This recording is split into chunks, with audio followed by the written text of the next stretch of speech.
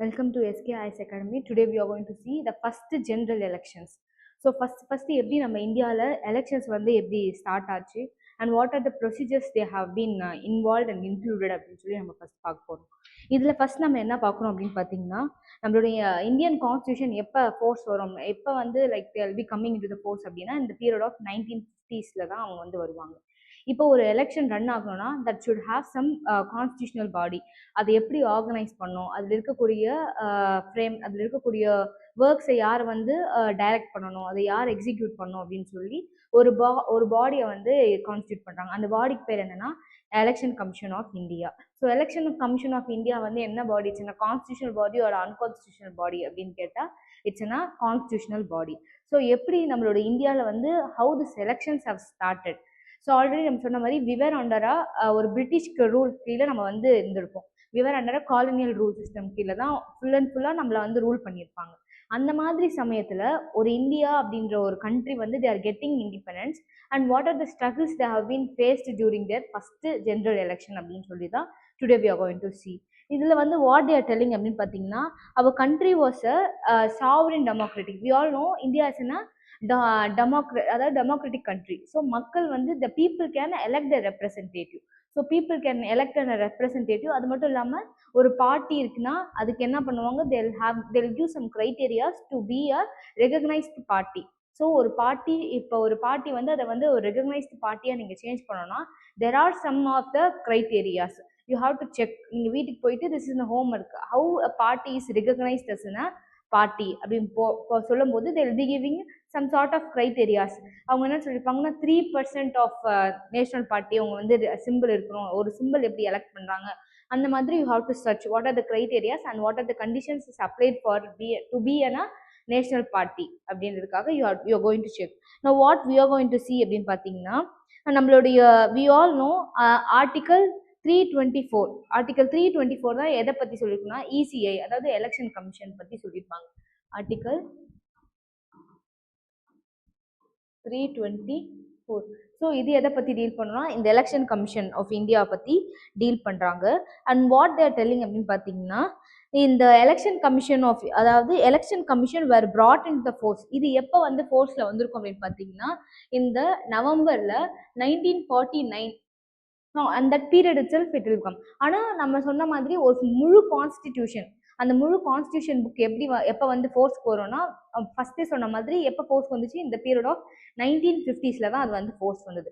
But ஆனால் அவங்க வந்து என்ன பண்ணாங்கன்னா they're taking this particular article எதுக்காக, டு கண்டெஸ்ட் எலெக்ஷன்ஸ்க்காக they're taking this particular article. And next what they're telling அப்படின்னு பார்த்தீங்கன்னா அதாவது the founding fathers of Indian constitution we all know. அது இவங்க என்ன பண்ணுறாங்கன்னா அவங்க என்ன பண்ணுறாங்க, நிறைய ஆர்டிகல்ஸ் வந்து இன்கார்பரேட் பண்ணுறாங்க. அதுக்குள்ள இன்கார்பரேட் பண்ணி they're also giving some sort of electoral procedures எப்படி இருக்கணும், ஒரு எலெக்ஷன் நடக்குதுன்னா how the election procedure should be followed and யார் இதுக்கு ஹெட்டாக இருக்கணும், அதோட ஹெட் ஆஃபீஸ் எங்கே இருக்குது, அந்த மாதிரி சில விஷயங்கள்லாம் சொல்கிறாங்க. இதெல்லாம் எங்கே டீல் ஆகும் அப்படின்னு பார்த்தீங்கன்னா பார்ட் 15 ஃப்ரம் ஆர்டிக்கல் எங்கேருந்து எது வரைக்கும்னா article 324 to 329. So part 15. So இதை பற்றி அதாவது பார்ட் 15 ஆர்டிக்கல்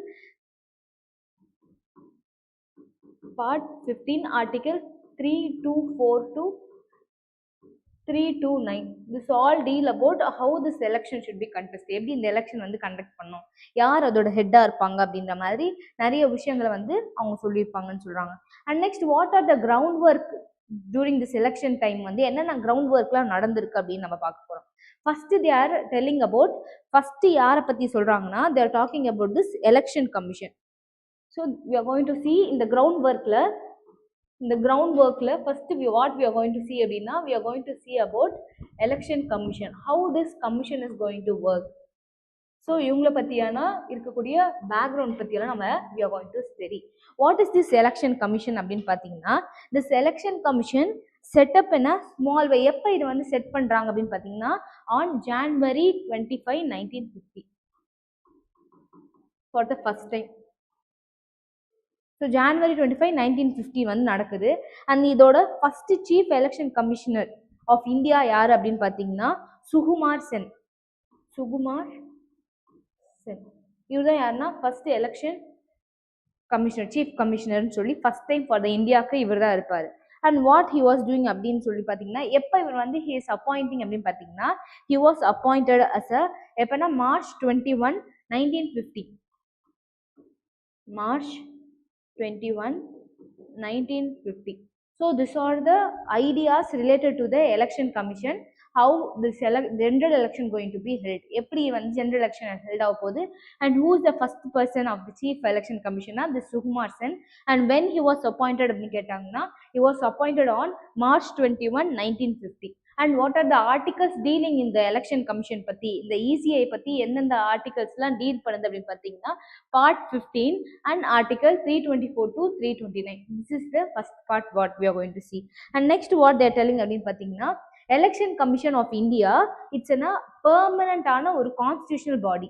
election commission வந்து நமக்கு நிறைய கொஸ்டின் வரும், whether this election commission is a constitutional body or unconstitutional body அப்படின்னு கேட்டாங்கன்னா, election commission வந்து என்னன்னா, it's a permanent constitutional body அப்படின்னு சொல்லியிருக்காங்க.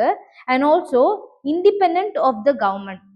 it won't depend the works with the government, but it's an independent working system under the government. and what they're telling அப்படின்னு பார்த்தீங்கன்னா, under article 324 of Indian Constitution, what is telling அப்படின்னு பார்த்தீங்கன்னா, they're talking about election commission குள்ள இருக்கக்கூடிய பவர்ஸை பற்றி பேசுறது தான் எதுனா article 324. if you check article 324 in your Indian Constitution, that vested with the powers of election commission. and what are the powers that is going to deal, so that is vested with the powers of election commission அப்படின்னு சொல்லியிருக்காங்க. and next what are the powers அப்படின்னு பார்த்தீங்கன்னா, like article 324ல என்னென்ன சொல்லியிருப்பாங்கன்னா, ஒரு election commission இருக்குன்னா, அந்த election கமிஷனோட வேலைகள் என்னன்னா, அது எப்படி டைரக்ட் பண்ணுது, அதை எப்படி எக்ஸிக்யூட் பண்றாங்க, and how that voting systems have been arranged, ஒரு ஊருக்கு யார் பீப்புள் போறாங்க, ஹவு திஸ் போல் கவுண்டிங்லாம் செட் பண்றாங்க, அந்த மாதிரி சில ஒர்க்ஸை வந்து டைரக்ட் பண்றதுக்காகவும் அட்மினிஸ்ட்ரேட் பண்றதுக்காக யார் இருக்காங்கன்னா, this election commission is being there அப்படின்னு சொல்றாங்க. ஸோ இப்போ எலெக்ஷன் கமிஷனோட டியூட்டிஸ் அண்ட் பவர்ஸ் எப்படின்னு சொல்லி பார்க்கும்போது, that dealing with article 324. And next அவங்களுடைய பவர்ஸ் என்ன மாதிரி இருக்கும் அப்படின்னு பார்த்தீங்கன்னா, they have to do some of the ground works. First என்ன பண்ணுவாங்கன்னா, அந்த போல் செட் பண்ணுறது எப்படி, how the poll should be arranged, அந்த போல்ஸில் எப்படி செட் பண்ணணும் அப்படின்னு சொல்லி they'll be arranging works. and next what they are doing அப்படின்னு பார்த்தீங்கன்னா, legislation for polls. what is this legislation for the polls அப்படின்னு பார்த்தீங்கன்னா, parliament passed two major legislation. legislationனா nothing but it's a law. என்ன law இல்லை legal proceedings என்ன கொடுத்துருக்காங்க அப்படின்றதுனால legislation சொல்லுவாங்க. so they have passed two major legislation under which election should be held. so எப்படி ஒரு election வந்து held ஆகணும் அப்படின்றதுக்காக this parliament have been passed a legislation is in a law or an act அப்படின்னு சொல்றாங்க. and next they are also telling ஒருத்தவங்களோட name, அவங்களோட ரெப்ரசன்டேஷன்ஸ்லாம் என்னென்ன அப்படின்னு சொல்லி they are telling. and also ஒரு ஆக்டை வந்து கொண்டு வந்திருப்பாங்க. அந்த ஆக்ட் பேர் என்னன்னா, பீப்புள் ரெப்ரசன்டேஷன் ஆக்ட் 1951. ஸோ இது வந்து எதுக்காக அப்படின்னு பார்த்தீங்கன்னா, this is for mainly people representation act. So people representation act 1951 இந்த லெஜிஸ்லேஷனை வந்து பாஸ் பண்ணியிருப்பாங்க பார்லிமெண்ட். எதுக்காகனா, for the purpose of elections in India அப்படின்னு சொல்றாங்க. and also they are talking about it was passed under the அதாவது electoral machinery skill, how this government have to be work, எப்படி வந்து government வந்து work பண்ணணும், and what are the things they have to be followed அப்படின்னு சொல்லியிருக்காங்க. and next வந்து வேற என்ன சொல்றாங்கன்னா, எத்தனை பேர் வந்து இதுல இருக்காங்க அப்படின்னு பாத்தீங்கன்னா, so the first phase of the election could be held only from October 15, 1951ல தான் first phase of election have been held. எப்போ வந்து first phase election held அப்படின்னு பார்த்தீங்கன்னா, it was held on October 15, 1951. this is the first phase where the election have been held அப்படின்னு சொல்றாங்க. and next இதுல how many numbers of seats இருக்கு அப்படின்னு பார்த்தீங்கன்னா, there were nearly 489 seats. so 489 seats in the house of people to be filled. So கிட்டத்தட்ட 489 seat வந்து they will be arranging. அந்த இதில் வந்து 72 சீட்ஸ் வந்து என்ன ஆயிருக்குன்னா, இட் வாஸ்னா ரிசர்வ்டு சீட்ஸ்னு சொல்கிறாங்க. தேர் ஆர் டோட்டல் நம்பர் வந்து 489 சீட்ஸ். அண்ட் இந்த சீட்ஸில் 72 seeds were reserved. and next what they are telling அப்படின்னு பார்த்தீங்கன்னா, reserved for the candidate belonging to the SC So SC ST peoples வந்து they are giving this candidate seats. And also how many seats வந்து for the ST people கொடுத்திருக்காங்க அப்படின்னு பார்த்தீங்கன்னா nearly 26 seats. இது வந்து for SC people and this is for ST people. So this was the reservation. So நம்மளோட starting of electionல what they are telling அப்படின்னு பார்த்தீங்கன்னா nearly 489 seats வந்து டோட்டலாக இருக்கு. அதில் they are providing some sort of reservation for SC and ST.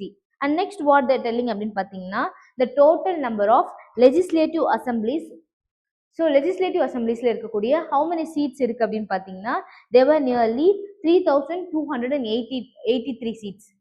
3283 seats வந்து legislative assembly சைடில் வந்து வச்சிருக்காங்க. And next what they are telling அப்படின்னு பார்த்தீங்கன்னா they are also talking about 477 seats. 477 seats were reserved for the SC. 477 seats for SC peoples and next 192 seats for ST peoples. So this were the reservation given for the people belong to this particular caste அப்படின்னு சொல்றாங்க. And next what we are going to see அப்படின்னு பார்த்தீங்கன்னா independent India goes to the polls for the first time. So already சொன்ன மாதிரி this is in the first election how India going to face. Now what they are telling அப்படின்னா our independent India இத்தனை காலமா வந்து டிபெண்டண்டா இருந்தாங்க. now they have become an independent people. So இந்த independent Indiaல first poll electionsல எப்படி they are going to take process அப்படின்னு சொல்றாங்க. So first what they are telling அப்படின்னா the elections were held on a universal adult franchise அப்படின்னு சொல்றாங்க. What is this universal adult franchise அப்படின்னு கேட்டிங்கன்னா எந்த ஒரு like a person who belong அதாவது எந்த ஒரு டிஸ்கிரிமினேஷன் இல்லாம if any persons belong to the 18 years 18 years வந்து இருந்தா they are allowed to contest a vote, right? நம்ம வந்து ஒரு 18 years இருந்தா they are allowed to put vote. So அந்த மாதிரி அதை தான் நம்ம என்ன சொல்லுவாங்கன்னா universal adult franchise. So how the elections have held on the basis what அப்படின்னா அந்த basis of universally every one are equal. So first time how the election is happen அப்படின்னா that what based on the criteria. First criteria வந்து universal adult franchise. So universal adult franchise. So இதை base பண்ணி தான் they are contesting. இதில் என்ன சொல்கிறாங்கன்னா they are giving a age limit right with all those who have 21 years. 21 years இருந்தா they are allowed to cast their vote for the elections. So 21 years வந்து இருக்கணும் அப்படின்னு சொல்றாங்க. And also the total number of voters. So எத்தனை voters வந்து அந்த டைம்ல enrol பண்ணியிருக்காங்க அப்படின்னு பார்த்தீங்கன்னா all of India excluding Jammu Kashmir. So Jammu காஷ்மீரை தவிர்த்து எத்தனை people வந்து இந்த ஓட்டிங்காக என்ரோல் ஆயிருக்காங்க அப்படின்னு பார்த்தீங்கன்னா they were nearly 1732 something that goes like in number of 365. So this many people have enrolled to cast their vote in the first general elections that had held in our country after independence அப்படின்னு சொல்றாங்க. And next what they are telling அப்படின்னு பார்த்தீங்கன்னா approximately இப்போ என்னன்னா கிட்டத்தட்ட 173 million peoples வந்து இதில் register பண்ணியிருக்காங்க. And also they are telling the total population of India excluding Jammu காஷ்மீர்ல. ஸோ எக்ஸ்க்ளூட் பண்ணுற ஜம்மு காஷ்மீரை எக்ஸ்க்ளூட் பண்ணி த டோட்டல் பாப்புலேஷன்ஸ் அதாவது எந்த இதில் இருக்குது பார்த்தீங்கன்னா they're taking a census on 1951. Based on 1951 census how many people எவ்வளோ டோட்டல் நம்பர் ஆஃப் பாப்புலேஷன் அப்படின்னு பார்த்தீங்கன்னா that population reaches to 3566 and also so இவ்வளோ பேர் வந்து என்னென்னா the total population in our India. ஆனால் எத்தனை பேர் ரெஜிஸ்டர் பண்ணியிருக்காங்கன்னா nearly half of the people have been registered for casting their vote அப்படின்னு சொல்றாங்க. And next what are the challenges they are facing அப்படின்னு பார்த்தீங்கன்னா ஃபர்ஸ்ட் challenges வந்து என்னன்னா most of the voters were poor. So நம்ம கண்ட்ரியில் இருக்கக்கூடிய ஓட்டர்ஸ் எப்படி இருந்தாங்கன்னா நிறைய பேர் வந்து வாக்களிக்கக்கூடிய வாக்காளர்கள் எப்படி இருந்தாங்கன்னா they were poor. So these are the challenges. So challenges during the first general electionல வந்து first they are talking about most of the voters were poor and next illiterate படிக்காதவங்களா இருந்தாங்க and also came from the areas had no experience. அவங்க என்னென்ன மாதிரி ஏரியாலேருந்து வராங்கன்னா they does not have a experience regarding this election. அந்த மாதிரி ஏரியாலேருந்து தான் வராங்க. So first problem first challenge what they're facing அப்படின்னா most of the voters were poor illiterate and they don't have a experience related to the election. And next what they're telling அப்படின்னு பார்த்தீங்கன்னா they were much separation, அதாவது நிறைய separatism வந்து அவங்களுக்குள்ள இருந்தது. நிறைய people வந்து they do not have a என்ன சொல்ல யூனிஃபார்ம் தாட் வந்து இல்லை. they were like based on their caste community அந்த மாதிரி they had a different thoughts, different separate ideas on this elections அப்படின்னு சொல்றாங்க. And next what they're telling அப்படின்னா politically mature people were not politically mature. people வந்து அரசியல்னா என்ன, இந்த அரசியல்ல நம்ம யாரு தேர்ந்தெடுக்கணும் அப்படின்னு சொல்லி the people were not politically matured என்றது வந்து it's a third challenge. And next what they're telling அப்படின்னா the electoral experience, அதாவது voting experience இவங்க எப்படி டிஸ்கிரைப் பண்றாங்க அப்படின்னு பார்த்தீங்கன்னா described is a leap of a dark, a leap of a dark and by others a fantastic, and also they're describing ஒருத்தவங்க வந்து ஒரு விஷயத்தை வந்து டிஸ்கிரைப் பண்றாங்க. என்னென்ன டிஸ்கிரைப் பண்றாங்கன்னா ஒருத்தவங்க வந்து it's a leap of dark, இது வந்து ஒரு பயங்கரமான ஒரு இருட்டா இருக்கு அப்படின்னு சொல்றாங்க. சில பேர் என்ன சொல்றாங்கன்னா it was a fantastic thing, yes இது வந்து வரவேற்கப்பட்ட ஒரு தன்மையாக இருக்கு அப்படின்னு சொல்லி ஒரு சில பேர் வந்து பாசிட்டிவ் கமெண்ட் கொடுக்குறாங்க. And next what other people were telling அப்படின்னா it's an act of faith. Elections வந்து என்னன்னா it's an act of faith. இப்போ நான் உங்களுக்கு எனக்கு ஓட் பண்ணுங்க, நான் வந்து உங்களுக்கு நல்லது செய்யறேன் அப்படின்னு சொல்லும்போது you people are believing in what words I am given to you, right? அதுதான் நம்ம என்ன சொல்றோம்னா அப்போ எலெக்ஷன் அப்படின்றது என்னன்னு டிஸ்கிரைப் பண்றாங்கன்னா த describing as an act of faith அப்படின்னு சொல்றாங்க. அண்ட் நெக்ஸ்ட் வாட் அப்படின்னு பார்த்தீங்கன்னா the election commission face too many challenges. So election commission அதாவது ஓட் பண்ணக்கூடிய பீப்புள்ஸ் கிடையாது, லீடர்ஸ் கூட அந்த அளவுக்கு ஃபேஸ் பண்ணல. பட் திஸ் கான்ஸ்டியூஷன் பாடி என்ன பண்றாங்கன்னா they're facing lot of problems அப்படின்னு சொல்றாங்க. And there was a house to அப்போ அந்த சமயத்தில் என்ன இருந்ததுன்னா there was a house to house survey to register the voters.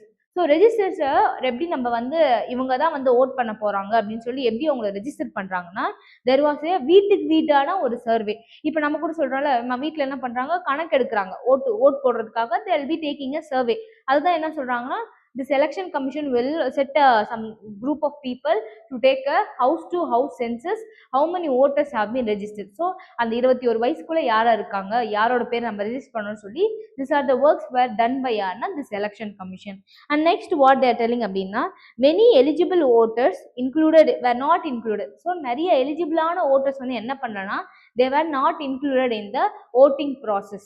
So உங்களை என்ன பண்ணலன்னா கணக்கெடுக்காம விட்டுருக்காங்க அப்படின்னு சொல்றாங்க. And next what they're telling அப்படின்னா த எலெக்ஷன் கமிஷன் இது என்ன காரணம், எதனால வந்து நிறைய எலெக்ஷன் கமிஷன் வந்து எதனால வந்து நிறைய பீப்புளை வந்து ரெஜிஸ்டர் பண்ணல அப்படின்னா what are the reasons they're giving அப்படின்னா ஃபர்ஸ்ட் வந்து what they're telling is ignorance. So நிறைய பேர் வந்து இவங்களை இக்னோர் பண்ணிடுறாங்க. They were not in a proper study பண்ணணும் அப்படின்ற மாதிரியே இல்லை, தேவர் இக்னோரிங் த பீப்புள் அப்படின்னு சொல்றாங்க. And also inexperience because this is the first election, so even the election commission does not have a experience. so அவங்க வந்து என்னவா இருக்காங்க இந்த இடத்துல they were in the inexperience இருக்காங்க. and also poor coordination, they don't have a perfect coordination with the officers.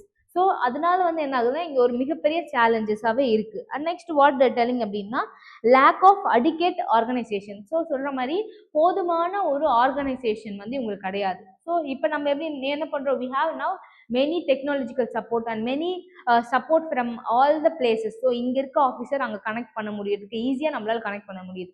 But இது என்னன்னா after our independence it's in first time. So first time நடக்கிறதுனால it's very become a problematic situation for whom அப்படின்னா for the election commission அப்படின்னு சொல்றாங்க.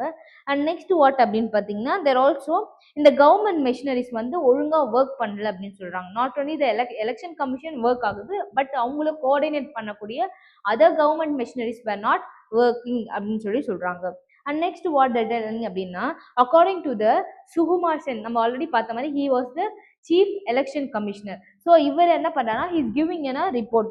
What report he is giving அப்படின்னு பார்த்தீங்கன்னா எ large number of women voters. So large number of women voters have enrolled in some states not by their own names. First நம்ம என்ன பார்க்குறோம் இப்போனா how the challenges have been faced. First challenge என்ன சொன்னா the voters were not, voters பற்றியோட challenge, voter side இருக்கக்கூடிய challenges என்னன்னா they were poor. அது அப்புறம் என்ன சொன்னா தேவர் இல்லிட்ரேட்டாக இருந்தாங்க. And next what they're telling அப்படின்னா இந்த எலெக்ஷன் கமிஷனோட சேலஞ்சஸ் என்னென்ன அப்படின்னு பார்த்தீங்கன்னா திஸ் எலெக்ஷன் கமிஷன் வந்து they started to take house to house survey. ஆனால் நிறைய ஓட்டர்ஸ் பேர் வந்து மிஸ் பண்ணுறாங்க. என்ன எதுக்காக அப்படின்னு பார்த்தீங்கன்னா there was no coordination, proper coordination illa, adequate ஆன ஒரு organization support illa, and also they were like the election commission even don't have an experience related to this election அப்படின்னு சொல்றோம். And next third என்ன சொல்றாருன்னா, third challenge வந்து என்னவா இருக்கு அப்படின்னு பார்த்தீங்கன்னா, இவர் யாரு, சுகுமார் சென் அப்படின்ற சீஃப் எலெக்ஷன் கமிஷனர் வந்து சொல்றாரு. வாட் ஹி இஸ் டெல்லிங் அப்படின்னா, நிறைய விமன் ஓட்டர்ஸ் வந்து அவங்களோட பேரை வந்து ரெஜிஸ்டர் பண்றாங்க, but they were not registering themselves, அவங்களோட ஓன், அதாவது அவங்களோட ஒரிஜினல் ஐடென்டிட்டியை வச்சு அவங்க என்ன பண்ணாங்கன்னா தே ஆர் நாட் ரெஜிஸ்டரிங் அப்படின்னு சொல்றாங்க. And next what they're telling அப்படின்னு பார்த்தீங்கன்னா, but the description and relationship, அதாவது என்ன சொல்றாங்கன்னா, தே ஆர் மென்ஷனிங் தட் நாங்கள் வந்து இந்த மாதிரி இந்த ஃபேமிலியில தான் வரோம், but they're not giving a original identity அப்படின்றது ஒரு மிகப்பெரிய ஒரு சேலஞ்சா இருக்கு அப்படின்னு சொல்றாங்க. அந்த election commission had to issue a firm instruction and name of, அதாவது எலெக்ஷன் கமிஷன் என்ன பண்றாங்கன்னா, they're giving a firm instructions to the voters. நீங்க என்ன பண்ணணும், you have to give your original identity, you have to give your original details regarding this voting elections.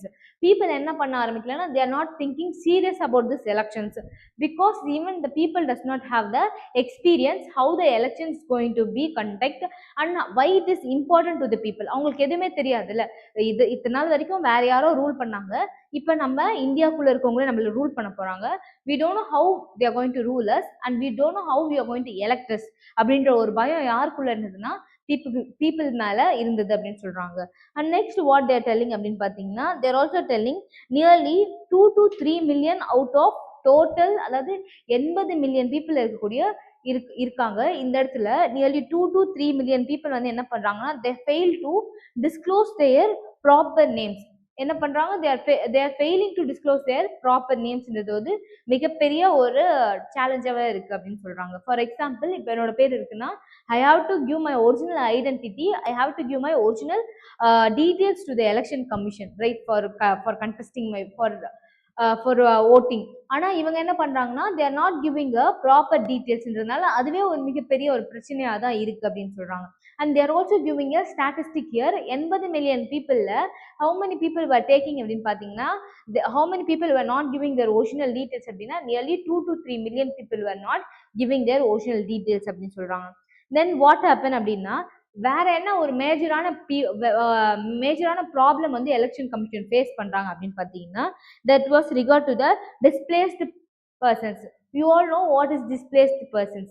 So ஒரு இடத்துல இருந்து இன்னொரு இடத்துல மைக்ரேட் ஆனவங்க நம்ம என்னன்னு சொல்றோம், displaced person. இப்போ என்ன ஆகுதுன்னா, whether this election is only for the Indian citizens or this election is also applicable to the migrated peoples or displaced people அப்படின்ட்டு ஒரு மிகப்பெரிய கொஸ்டின் வந்து யாருக்குள்ள இருக்குன்னா, எலெக்ஷன் கமிஷனுக்குள்ள. அது ஒரு மிகப்பெரிய கேள்வியாக தான் இருக்கு அப்படின்னு சொல்றாங்க. they are telling who are the displaced persons. so displaced personsனா யார் யார் வராங்க அப்படின்னு பார்த்தீங்கன்னா, who had migrated from Pakistan in the wake of partition. so we all know partition அப்படின்ற ஒரு பீரியட் வந்து நம்ம பார்த்துருக்கோம், எப்படி வந்து India and Pakistan have been partition பண்ணாங்க. அந்த டைம்ல நான் வந்து இந்தியாக்குள்ள தான் இருப்பேன் அப்படின்னு சொல்லி some of the people will be coming. So இவங்கள நம்ம எலெக்ஷன்ல இன்க்ளூட் பண்ணணுமா, இன்க்ளூட் பண்ணக்கூடாதா அப்படின்ற டவுட்ஸ் வந்து யாருக்கு மத்தியில் இருந்ததுன்னா, எலெக்ஷன் கமிஷன் மத்தியில இருந்தது அப்படின்னு சொல்றாங்க. And next what they're telling அப்படின்னா, இன் வெஸ்ட் பெங்கால். ஸோ எந்தெந்த பீப்புள் எங்கெல்லாம் வராங்க இந்த டிஸ்பிளேஸ்டு பர்சன்ஸ் அப்படின்னா, one is from west Bengal, Punjab, Delhi and some extent in Assam. These are the people who have been migrated from one place to another. Now they have a great questions whether this all applicable to the people or not அப்படின்றது ஒரு மிகப்பெரிய கொஸ்டினா இருக்கு அப்படின்னு சொல்றாங்க. And also political party could be a great help in the preparation of electoral rolls. அதாவது political parties என்ன பண்றாங்கன்னா, they started to give a support to the electoral rolls. அதாவது எப்படி வந்து இந்த போல் செட் பண்ணணும். ஃபார் எக்ஸாம்பிள், இப்போ நான் ஒரு பார்ட்டி இருக்கேன், I have a good support in certain place, அதாவது ஒரு டிஸ்ட்ரிக்ட்ல எனக்கு நல்ல சப்போர்ட் இருக்குன்னா நான் என்ன பண்ணுவேன், I'll be making a poll arrangement over there. அப்போ என்ன ஆகும், அங்கே இருக்கக்கூடிய போல் ஆஃபீஸர்ஸ் என்ன பண்ணுவாங்க, they'll be telling me to vote for that person. நீங்க வந்து அவங்களுக்கு vote பண்ணுங்க அப்படின்ற மாதிரி கேன்வாசிங் உள்ளவே நடக்கும். ஸோ அந்த மாதிரி எல்லாம் நடக்கிறது வந்து என்னவா இருக்குன்னா, ஒரு மிகப்பெரிய சேலஞ்சா யாருக்கு அமையுதுன்னா, டு த எலெக்ஷன் கமிஷனுக்கு அமையுது அப்படின்னு சொல்றாங்க. And next what they're telling அப்படின்னு பார்த்தீங்கன்னா, the huge task of preparing electoral rolls and, அதாவது என்னன்னா, ஒரு எலக்ட்ரோல் ரோல்ஸ் ஒருத்தவங்களோட பேர் ஒருத்தவங்களோட டீட்டெயில்ஸ் அதெல்லாம் கரெக்டா இருக்கா அப்படின்ட்டு இதெல்லாம் டெஸ்ட் பண்றதே என்னவா இருக்குன்னா ஒரு மிகப்பெரிய டாஸ்கா யாருக்கு அமைஞ்சிருக்குன்னா டு த எலெக்ஷன் கமிஷனுக்கு அமைஞ்சிருக்கு அப்படின்னு சொல்றாங்க. And also with over 70% of voters என்னன்னா இங்க இருக்கக்கூடிய ஓட்டர்ஸ் எப்படி இருக்காங்க, they're all like illiterate people. நம்ம ஆல்ரெடி சொன்ன மாதிரி they're not literate people but they were all illiterate people. So nearly 70% people were illiterate and they were necessary to identify. For example, இப்போ literate பர்சன்ஸ்னா என்ன பண்ணலாம், we can identify some sort of ஒரு political parties MK அப்படின்னு சொல்லி you can identify by studying the names. இப்போ illiterate peopleக்கு they don't know what is ஏ என்ன B என்ன C என்னன்றதே தெரியாது. அப்போ இந்த இடத்துல என்ன ஆகுதுன்னா இந்த இடத்துல மிகப்பெரிய சேலஞ்ச் யாருக்கு அமைது அப்படின்னு பார்த்தீங்கன்னா to the election commission. Now how they going to tackle this problem அப்படின்னு பார்த்தீங்கன்னா they're going to give a symbols. So அப்போ தான் என்ன ஆகுதுன்னா they're giving certain symbols to the certain political parties. For example, BJP they have a flower as lotus flower as a symbol, and DMK we have the rising sun. So அந்த மாதிரி symbols கொடுத்தா என்ன ஆகும்னா this illiterate people also can vote கரெக்டான ஒரு பர்சன்ஸ்க்கு அவங்க யாருக்கு vote போடணும் அப்படின்றத அவங்க நிர்ணயிக்கணும் அப்படின்றத வந்து எதன் மூலயமா நம்ம பார்த்து தெரிஞ்சுக்கலாம்னா டு த பிக்சர். ஸோ இது வந்து என்ன பண்ணாங்கன்னா இந்த சேலஞ்ச் ஃபேஸ் பண்ணதுனால இதுக்கான ஒரு சொல்யூஷனாக என்ன கொண்டு வராங்கன்னா இந்த சிம்பிள்ஸை வந்து கொண்டு வராங்க அப்படின்னு சொல்லி சொல்றாங்க. அண்ட் நெக்ஸ்ட் வாட் ஹேப்பன் அப்படின்னு பார்த்தீங்கன்னா the symbols were painted. So paint அதாவது சொல்ற மாதிரி the symbols were painted in the ballot boxes. அந்த ballot boxes குள்ள they will be painted and they can choose நம்ம யாருக்கு ஓட் பண்றோம் அப்படின்றத அவங்க என்ன பண்ணாங்கன்னா the people can choose அப்படின்ட்டு அந்த ப்ராப்ளத்துக்கான ஒரு சொல்யூஷனை வந்து கொண்டு வந்திருக்காங்க. And next what they're telling அப்படின்னா a voter had a simply insert this ballot paper. இவங்க என்ன பண்ணணும்னா how the procedure have been done அப்படின்னு பார்த்தீங்கன்னா they just go on அவங்க என்ன பண்ணலாம் அந்த ஓட்டர்ஸ் வந்து அந்த பேலட் பேப்பரை வாங்கி they can just insert the thing அந்த இந்த பாக்ஸ்க்குள்ள இந்த வரைஞ்சிருக்கக்கூடிய சிம்பிள்குள்ள. For example I'm going to vote for some sort of ஒரு ஏடிஎம்கேோ டிஎம்கேக்கோ அப்படின்ற ஒரு பார்ட்டி இருக்குன்னா தே ஹவ் டு கீப் அந்த பாக்ஸஸ் செப்பரேட்லி. ஏடிஎம்கே பாக்ஸ் அங்கே இருக்குது, டிஎம்கே பாக்ஸ் இருக்குது, அந்த மாதிரி பிஜேபி பாக்ஸ் இங்கே இருக்குது அப்படின்ற மாதிரி நான் யாருக்கு விருப்பமோ நான் என்ன பண்ணலாம் I can directly go and vote in to the box by seeing that symbol. இப்போ நம்ம என்ன பார்க்குறோம், இப்போ நம்மளோட ஸ்லிப் எப்படி இருக்குது, we have a separate slips. அந்த ஸ்லிப்ஸில் அந்த சிம்பிள்ஸ் இருக்குது and you have to vote accordingly. But அப்போ என்ன வந்ததுன்னா ஹோல் பாக்ஸோட ரெப்ரஸன்டேட்டிவ்ஸ் வந்து செப்பரேட்டாக வச்சுருப்பாங்க. The people can directly take the paper and one vote 2 vote அப்படின்ற மாதிரி இருக்குல்ல, அந்த மாதிரி 1 அப்படின்ற நம்பர் எடுத்து அந்த எந்த பாக்ஸ்க்கு நீங்கள் போடணுமோ அந்த சிம்பிளை பார்த்து they can vote, they can put their vote then they can come out அப்படின்ற மாதிரி. this is the first process of election in our இந்தியாவில் ஃபாலோ பண்ணது அப்படின்னு சொல்றாங்க. and next what they're telling அப்படின்னா parties in the fray of Lok Sabha. what are the parties that have been included அப்படின்றத நம்ம பார்க்க போறோம். for example the national parties என்னென்ன பார்ட்டிஸ்னா there were nearly எத்தனை பார்ட்டிஸ் இருந்தாங்கன்னா there were nearly 53 political parties. So கிட்டத்தட்ட 53 political parties இருக்குது அப்படின்னு சொல்கிறாங்க. அண்ட் வாட் தேர் டெல்லிங் அப்படின்னா த ஜென்ரல் அதாவது காங்கிரஸ் ஹேட் ஃபாலோவர் நிறைய Congress means government. There not talking about a particular party but it's Congress அப்படின்னா ஒட்டுமொத்தமாக காங்கிரஸ்னா என்னன்னா இட்ஸ்னா கவர்மெண்ட் அப்படின்னு சொல்கிறாங்க. தேர் talking about just before the first election Shyama Prasad Mukherjee அப்படின்றவர் வந்து யாருன்னா industries minister. Shyam Prasad Mukherjee was in industries minister under யார் கீழே இருக்காருன்னா ஹி வாஸ் அண்டர் நெஹ்ரு கீழே ஹி வாஸ் த பிரசிடென்ட் அப்படின்னு சொல்றாங்க. அண்ட் ஆல்சோ ஷியாம பிரசாத் இவர் என்ன பண்ணாங்கன்னா செட்டிங் அப்ப பாரதிய ஜனதா சங் அப்படின்ற ஒரு ப்ரோட்டோ பிஜேபி பார்ட்டியை வந்து இவர் கிரியேட் பண்றாரு அப்படின்னு சொல்றாங்க. And next what they're telling அப்படின்னா இன் அக்டோபர் அதாவது டாக்டர் அம்பேத்கர் ரிவைவ்டு த ஷெட்யூல் காஸ்ட் ஃபெடரேஷன் அப்படின்ற ஒரு பார்ட்டியை வந்து இவர் இது பண்றாரு. யாருன்னா doctor Ambedkar is creating a party called schedule caste federation which was later named as இந்த பார்ட்டியை லேட்டரா என்னன்னு சொல்றாங்கன்னா ரிபப்ளியன் பார்ட்டி அப்படின்னு சொல்லி they are naming this party. and next what they are telling அப்படின்னா another high profile Congress leader JB Acharya அப்படின்றவரை கிருப்பலனி அப்படின்னு சொல்லுவாங்க. So what are the parties they are telling அப்படின்னா ஃபர்ஸ்ட் பார்ட்டி என்னன்னு சொன்னா ஷியாமா பிரசாத் முகர்ஜி. இவர் என்ன பார்ட்டி ஸ்டார்ட் பண்றாரு அப்படின்னா ஸ்டார்டிங் ப்ரோட்டோ பிஜேபி, ஒரு ப்ரோட்டோ பிஜேபியை இவர் ஸ்டார்ட் பண்றாரு. அண்ட் செகண்ட் யார் அப்படின்னு பார்த்தீங்கன்னா they're talking about doctor BR Ambedkar. And what party is talking அப்படின்னு பார்த்தீங்கன்னா ஷெட்யூல் காஸ்ட் ஃபெடரேஷன். ஸோ இந்த பார்ட்டி தான் என்ன ஆகுது அப்படின்னு பார்த்தீங்கன்னா that have been change name as republican party. So republican party அப்படின்னு சொல்லி they're naming this party. And third thing what they're telling அப்படின்னு பார்த்தீங்கன்னா third one is JB Kripalani. JB Kripalani what he is doing அப்படின்னா he is also creating a party. What party is creating அப்படின்னு பார்த்தீங்கன்னா founded a party called Kishan Mazdoor Raja Party. Kishan Mazdoor. So this was the party. And இவர் யார் அப்படின்னு பார்த்தீங்கன்னா வாஸ்னா காங்கிரஸ்ல இருக்கக்கூடிய ஒரு மிகப்பெரிய தலைவர் அப்படின்னு சொல்லி சொல்லலாம். அண்ட் நெக்ஸ்ட் வாட் அப்படின்னு பார்த்தீங்கன்னா they're also talking about Jayaprakash Narayan அப்படின்ற ஒருத்தர் இருக்கார்.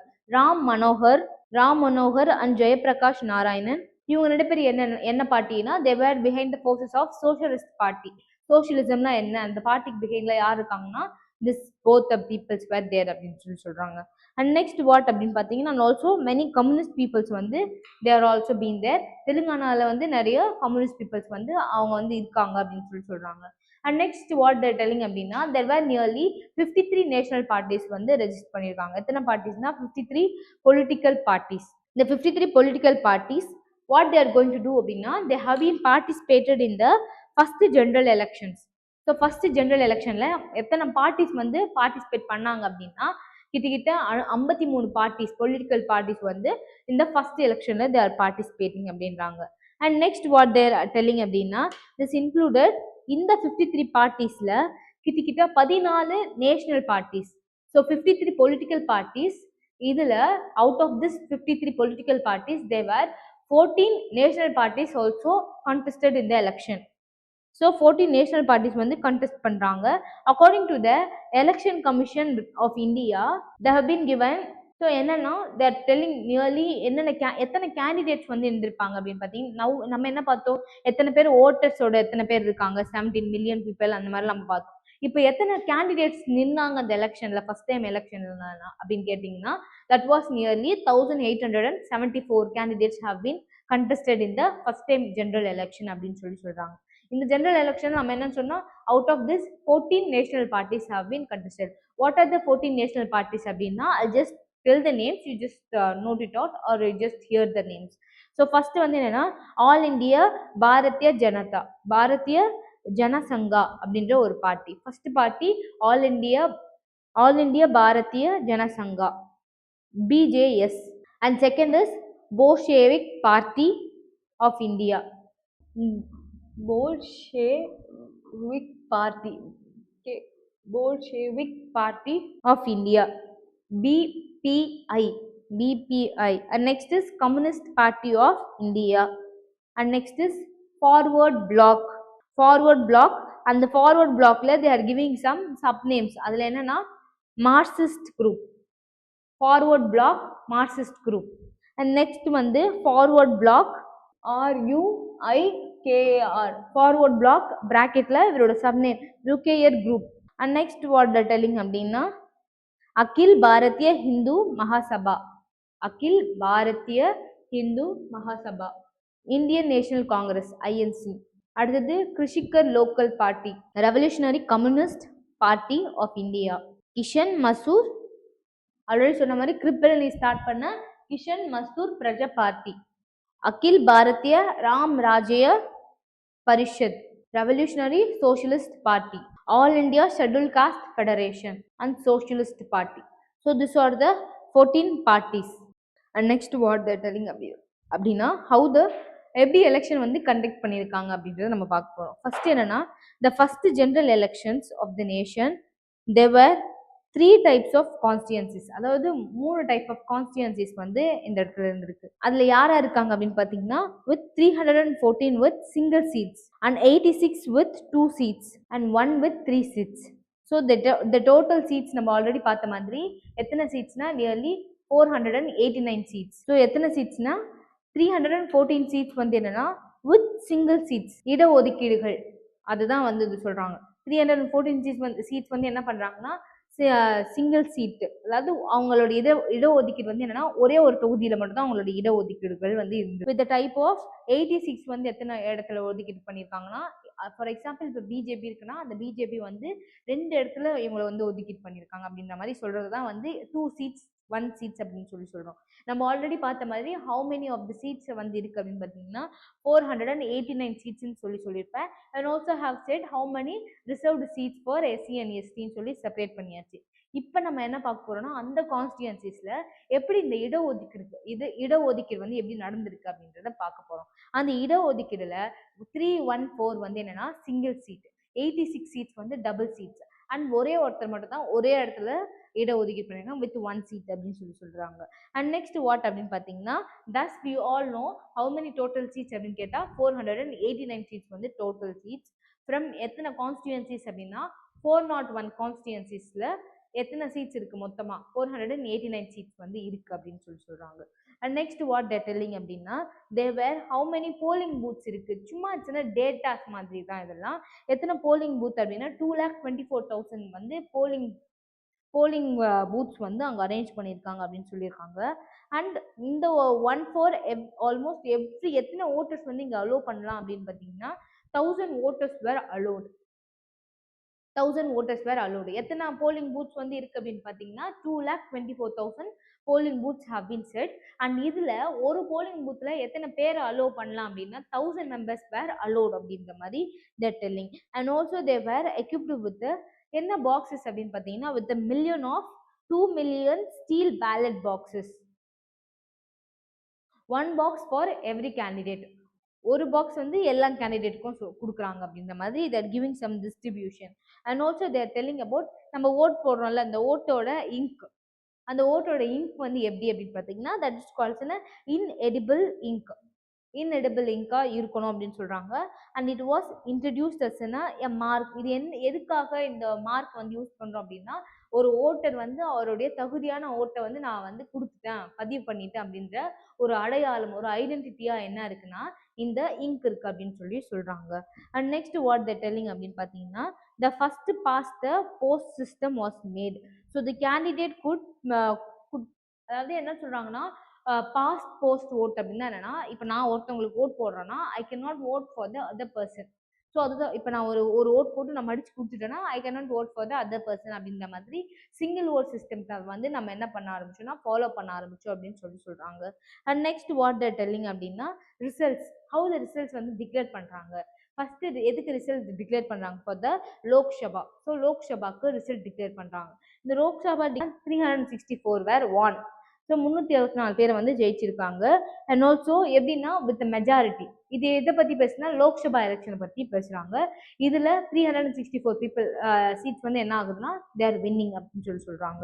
And next what they're telling அப்படின்னா the CPI and socialist party were the other parties to get 2 digit number of seats. நம்ம ஆல்ரெடி சொன்ன மாதிரி இதில் 2 digit சீட்ஸ் 1 digit சீட்ஸ் அப்படின்னு சொல்லியிருக்கோம். இதில் யார் அந்த சீட்ஸ் வந்து எடுத்திருக்காங்க அப்படின்னு பார்த்தீங்கன்னா சிபிஐ அண்ட் சோஷியலிஸ்ட் பார்ட்டிஸ் மட்டும் தான் இந்த 2 digit பார்ட்டிஸ் சீட்ஸ் வந்து எடுத்திருக்காங்க அப்படின்னு சொல்றாங்க.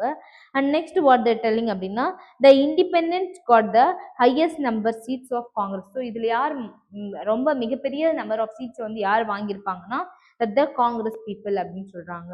அண்ட் நெக்ஸ்ட் வாட் அப்படின்னு பார்த்தீங்கன்னா they're also given the details regarding how the percentages have been given. For example, Indian National Congress percentage of vote எத்தனை வந்து INC எத்தனை ஓட் வாங்குச்சு பர்சன்டேஜ் அப்படின்னு பார்த்தீங்கன்னா 44,499 votes. அண்ட் சீட்ஸ் உங்களுக்கு எவ்வளோ ஒதுக்கீடு பண்ணியிருக்காங்க அப்படின்னு பார்த்தீங்கன்னா 364 சீட்ஸ் அப்படின்ற ஒரு சில டேட்டாஸ் வந்து இங்கே இருக்கு அப்படின்னு சொல்றாங்க. And also they're talking about the state legislature. So Lok Sabha பார்த்தோம் and they're talking about state legislature. இந்த ஸ்டேட் லெஜிஸ்லேச்சரை பொறுத்த வரைக்கும் என்னன்னா த இந்தியன் நேஷனல் காங்கிரஸ் வந்து ஸ்வெப் த போல்ஸ். அதாவது ஆல்ரெடி சொன்ன மாதிரி நேஷனலில் வந்து they have got a majority votes. And இந்த ஸ்டேட் லெஜிஸ்லேச்சரில் என்ன சொல்கிறாங்கன்னா எத்தனை பார்ட்டிஸ் வந்து ஜெயிச்சிருக்காங்க இந்த காங்கிரஸ்லேயே அப்படின்னு பார்த்தீங்கன்னா நியர்லி 2,248 பீப்புள் வந்து பார்ட்டிஸ் வந்து வின் பண்ணியிருக்காங்க அப்படின்னு சொல்கிறாங்க. And also they're talking about the how the government, ஒரு கவர்மெண்ட் வந்து எப்படி ஃப்ரேம் ஆகணும். ஃபார் எக்ஸாம்பிள் ஒரு ஸ்டேட் லெஜிஸ்லேச்சரில் வந்து ஒரு எலெக்ஷன் வைக்கிறாங்க. அந்த எலெக்ஷனில் வந்து ஒரு பார்ட்டி ஜெயிக்குதுன்னா நவ் அடுத்த கட்ட நடவடிக்கை என்ன இருக்கும் அந்த இடத்துலனா how the party going to frame, how the party is going to be framed அப்படின்றது தான் அடுத்த கட்ட நடவடிக்கையாகவே இருக்கும் அப்படின்னு சொல்கிறாங்க.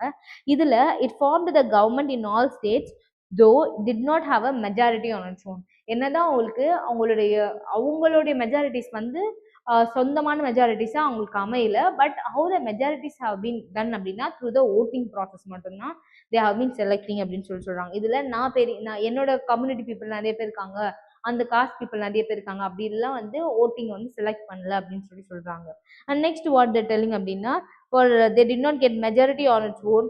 அந்த மாதிரி அவங்களுக்கு சொந்தமான மெஜாரிட்டி வந்து கிடைக்காத 4 ஸ்டேட்ஸ் என்னென்ன ஸ்டேட்ஸ் அப்படின்னு பார்த்தீங்கன்னா, நேம்லி மெட்ராஸ், ட்ரவன்கோர் ஆர் கொச்சின், அடுத்து வந்து ஒரிசா, அண்ட் நெக்ஸ்ட் பெப்சு அப்படின்னு சொல்றாங்க. பெப்சு அப்படின்னா என்னன்னா, one is P E P S U, P for Patiala and east Punjab states. இதுதான் என்ன பண்ணாங்கன்னா ஷார்ட் ஃபார்மா பெப்சு அப்படின்னு சொல்றாங்க.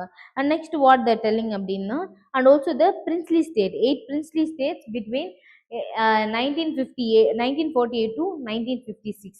So this was the thing had happen.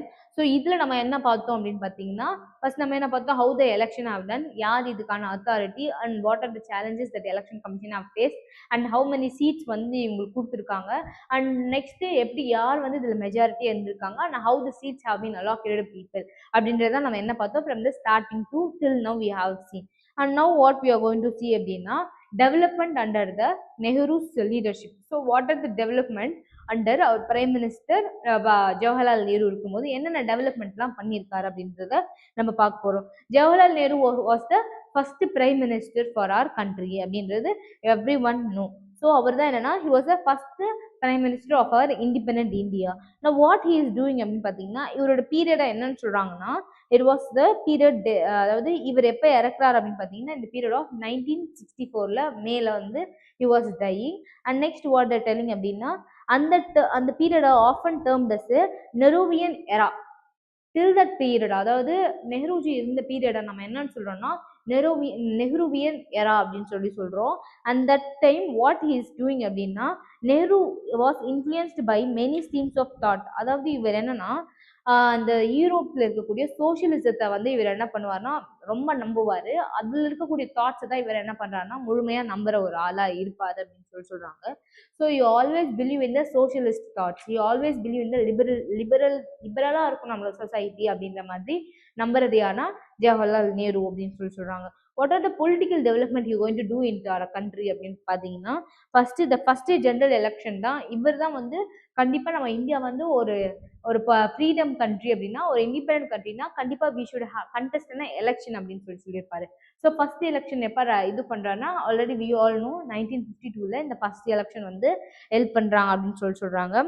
And also he gave a huge support to the people. எப்படி நம்ம வந்து பீப்புளுக்கு வந்து லைக் ஒருத்தவங்களை எலெக்ட் பண்ணுறாங்கன்னா, அந்த எலெக்ட் பண்ணக்கூடிய எல்லா மேனிஃபெஸ்டோஸும் என்ன பண்ணணும்னா கண்டிப்பாக நிறைவேற்றி ஆகணும் அப்படின்ற அளவுக்கு பீப்புளுக்கு தான் சப்போர்ட் பண்ணவர் யாருன்னா ஜவஹர்லால் நேரு அப்படின்னு சொல்கிறாங்க. And next what he is telling அப்படின்னா, he was also he was a leading leader in the Congress. He was a leading leader in the Congress அப்படின்னு சொல்றாங்க. And next Rajendra Prasad was elected as the first president. So first பிரசிடென்ட்டா யார் elect பண்றோம் அப்படின்னா, ராஜேந்திர பிரசிடென்ட்டை தான் first பிரசிடென்ட்டா elect பண்றோம். எப்போ அப்படின்னு கேட்டீங்கன்னா, இந்த period of 1952 they were electing him as the president அப்படின்னு சொல்றோம். And next what the telling அப்படின்னா, த ஃபர்ஸ்ட் பார்லிமெண்ட் வந்து Radhakrishnan. So we all know Radhakrishnan was elected as the first vice president. இதெல்லாம் என்னன்னா சும்மா சின்ன சின்ன details. So first prime minister யார், ஃபர்ஸ்ட் பிரசிடென்ட் யார், அண்ட் ஃபர்ஸ்ட் வைஸ் பிரசிடென்ட் யார் அப்படின்ற மாதிரி டீட்டெயில்ஸ். அண்ட் எப்போ இந்த வைஸ் பிரசிடென்ட் எலெக்ட் ஆறாரு அப்படின்னு பார்த்தீங்கன்னா, இந்த period of 1962 he was elected அப்படின்னு சொல்றாங்க. And next what the telling அப்படின்னா, இவர் வந்த உடனே தெர் வாஸ் ஒரு மிகப்பெரிய ஒரு டிபேட் நடக்குது. எதுக்காகன்னா, debate over the national language. அந்த சமயத்தில் லாங்குவேஜ் வந்து country is in a unity in diversity country. We do not have a particular language for state. For example, ஒரு யூரோப் கண்ட்ரியோ ஏதோ ஒரு கண்ட்ரி எடுத்தா they will be having a particular language as their national language.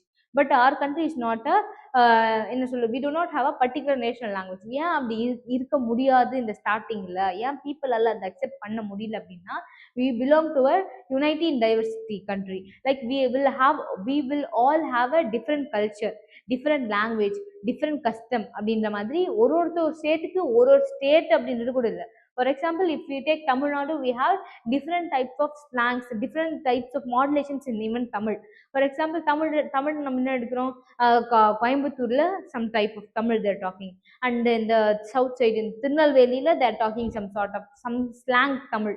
So அந்த மாதிரி நம்ம ரீஜனுக்குள்ளவே இத்தனை different slangs Tamil, different moderations Tamil இருக்கும்போது நம்ம ஓவரால் இந்தியாவில் எப்படி நம்ம வந்து ஒரு பர்டிகுலர் லாங்குவேஜ் நேஷனல் லாங்குவேஜ்னு சொல்ல முடியும், எப்படி அந்த பீப்புள் வந்து அதை அக்செப்ட் பண்ணுவாங்க அப்படின்ற ஒரு கேள்வி யாருக்கு இருந்ததுன்னா எல்லாருக்குள்ளேயுமே இருந்தது. How they going to two.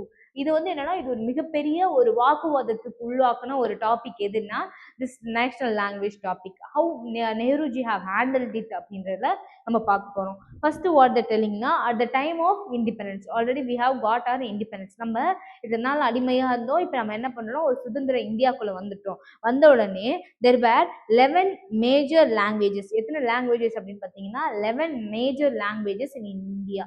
11 languages வந்து நம்ம என்ன சொல்றோம், முழுமையான ஒரு லாங்குவேஜஸா வந்து ரெகக்னைஸ் பண்ணியிருக்காங்க அப்படின்னு சொல்றாங்க.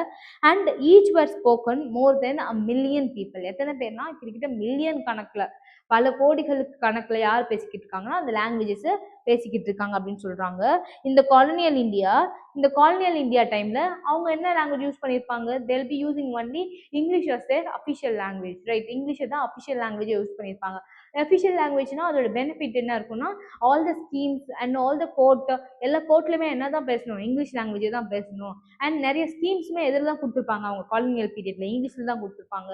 அப்போ that time they had a particular language. ஆனால் இப்போ we do not have a particular language. How this problem and how this crisis going to be end up, இது எப்படி இதுக்கான முடிவை நம்ம கொண்டு வர போகிறோம் அப்படின்றத நம்ம பார்க்க போகிறோம். And next what we are going to see அப்படின்னா, they're also talking about like Gandhi had a recommended, Gandhi என்ன பண்ணுறான்னு இஸ் ரெக்கமெண்டிங் சர்டின் லாங்குவேஜ். எந்த லாங்குவேஜ்னா ஹிந்துஸ்தானி அப்படின்ற ஒரு லாங்குவேஜ் நம்ம என்ன பண்ணலாம்னா ரெகக்னைஸ் பண்ணி நம்ம ஒரு நேஷனல் லாங்குவேஜா இதை வந்து ப்ரமோட் பண்ணலாம் அப்படின்றது யார் சொல்றாருன்னா நெஹ்ருஜி, காந்திஜி வந்து சொல்றாரு.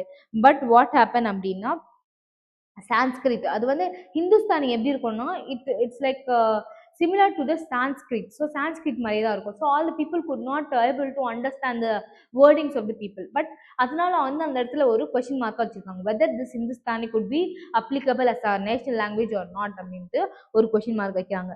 And next what happened அப்படின்னா, the national language of the country, Nehru was to acknowledge. Nehru வந்து என்னன்னா he was acknowledged regarding this Hindustani. அவருக்கு வந்து பீப்புளோட கண்டிஷன் புரிய ஆரம்பிச்சு. ஓகே, திஸ் இஸ் நாட், இது வந்து ஒர்க் ஆகாது பீப்புள் மத்தியில், நம்ம வேற ஏதாச்சும் யோசிப்போம் அப்படின்னு சொல்லி he is going to work under the language system அப்படின்னு சொல்றாங்க.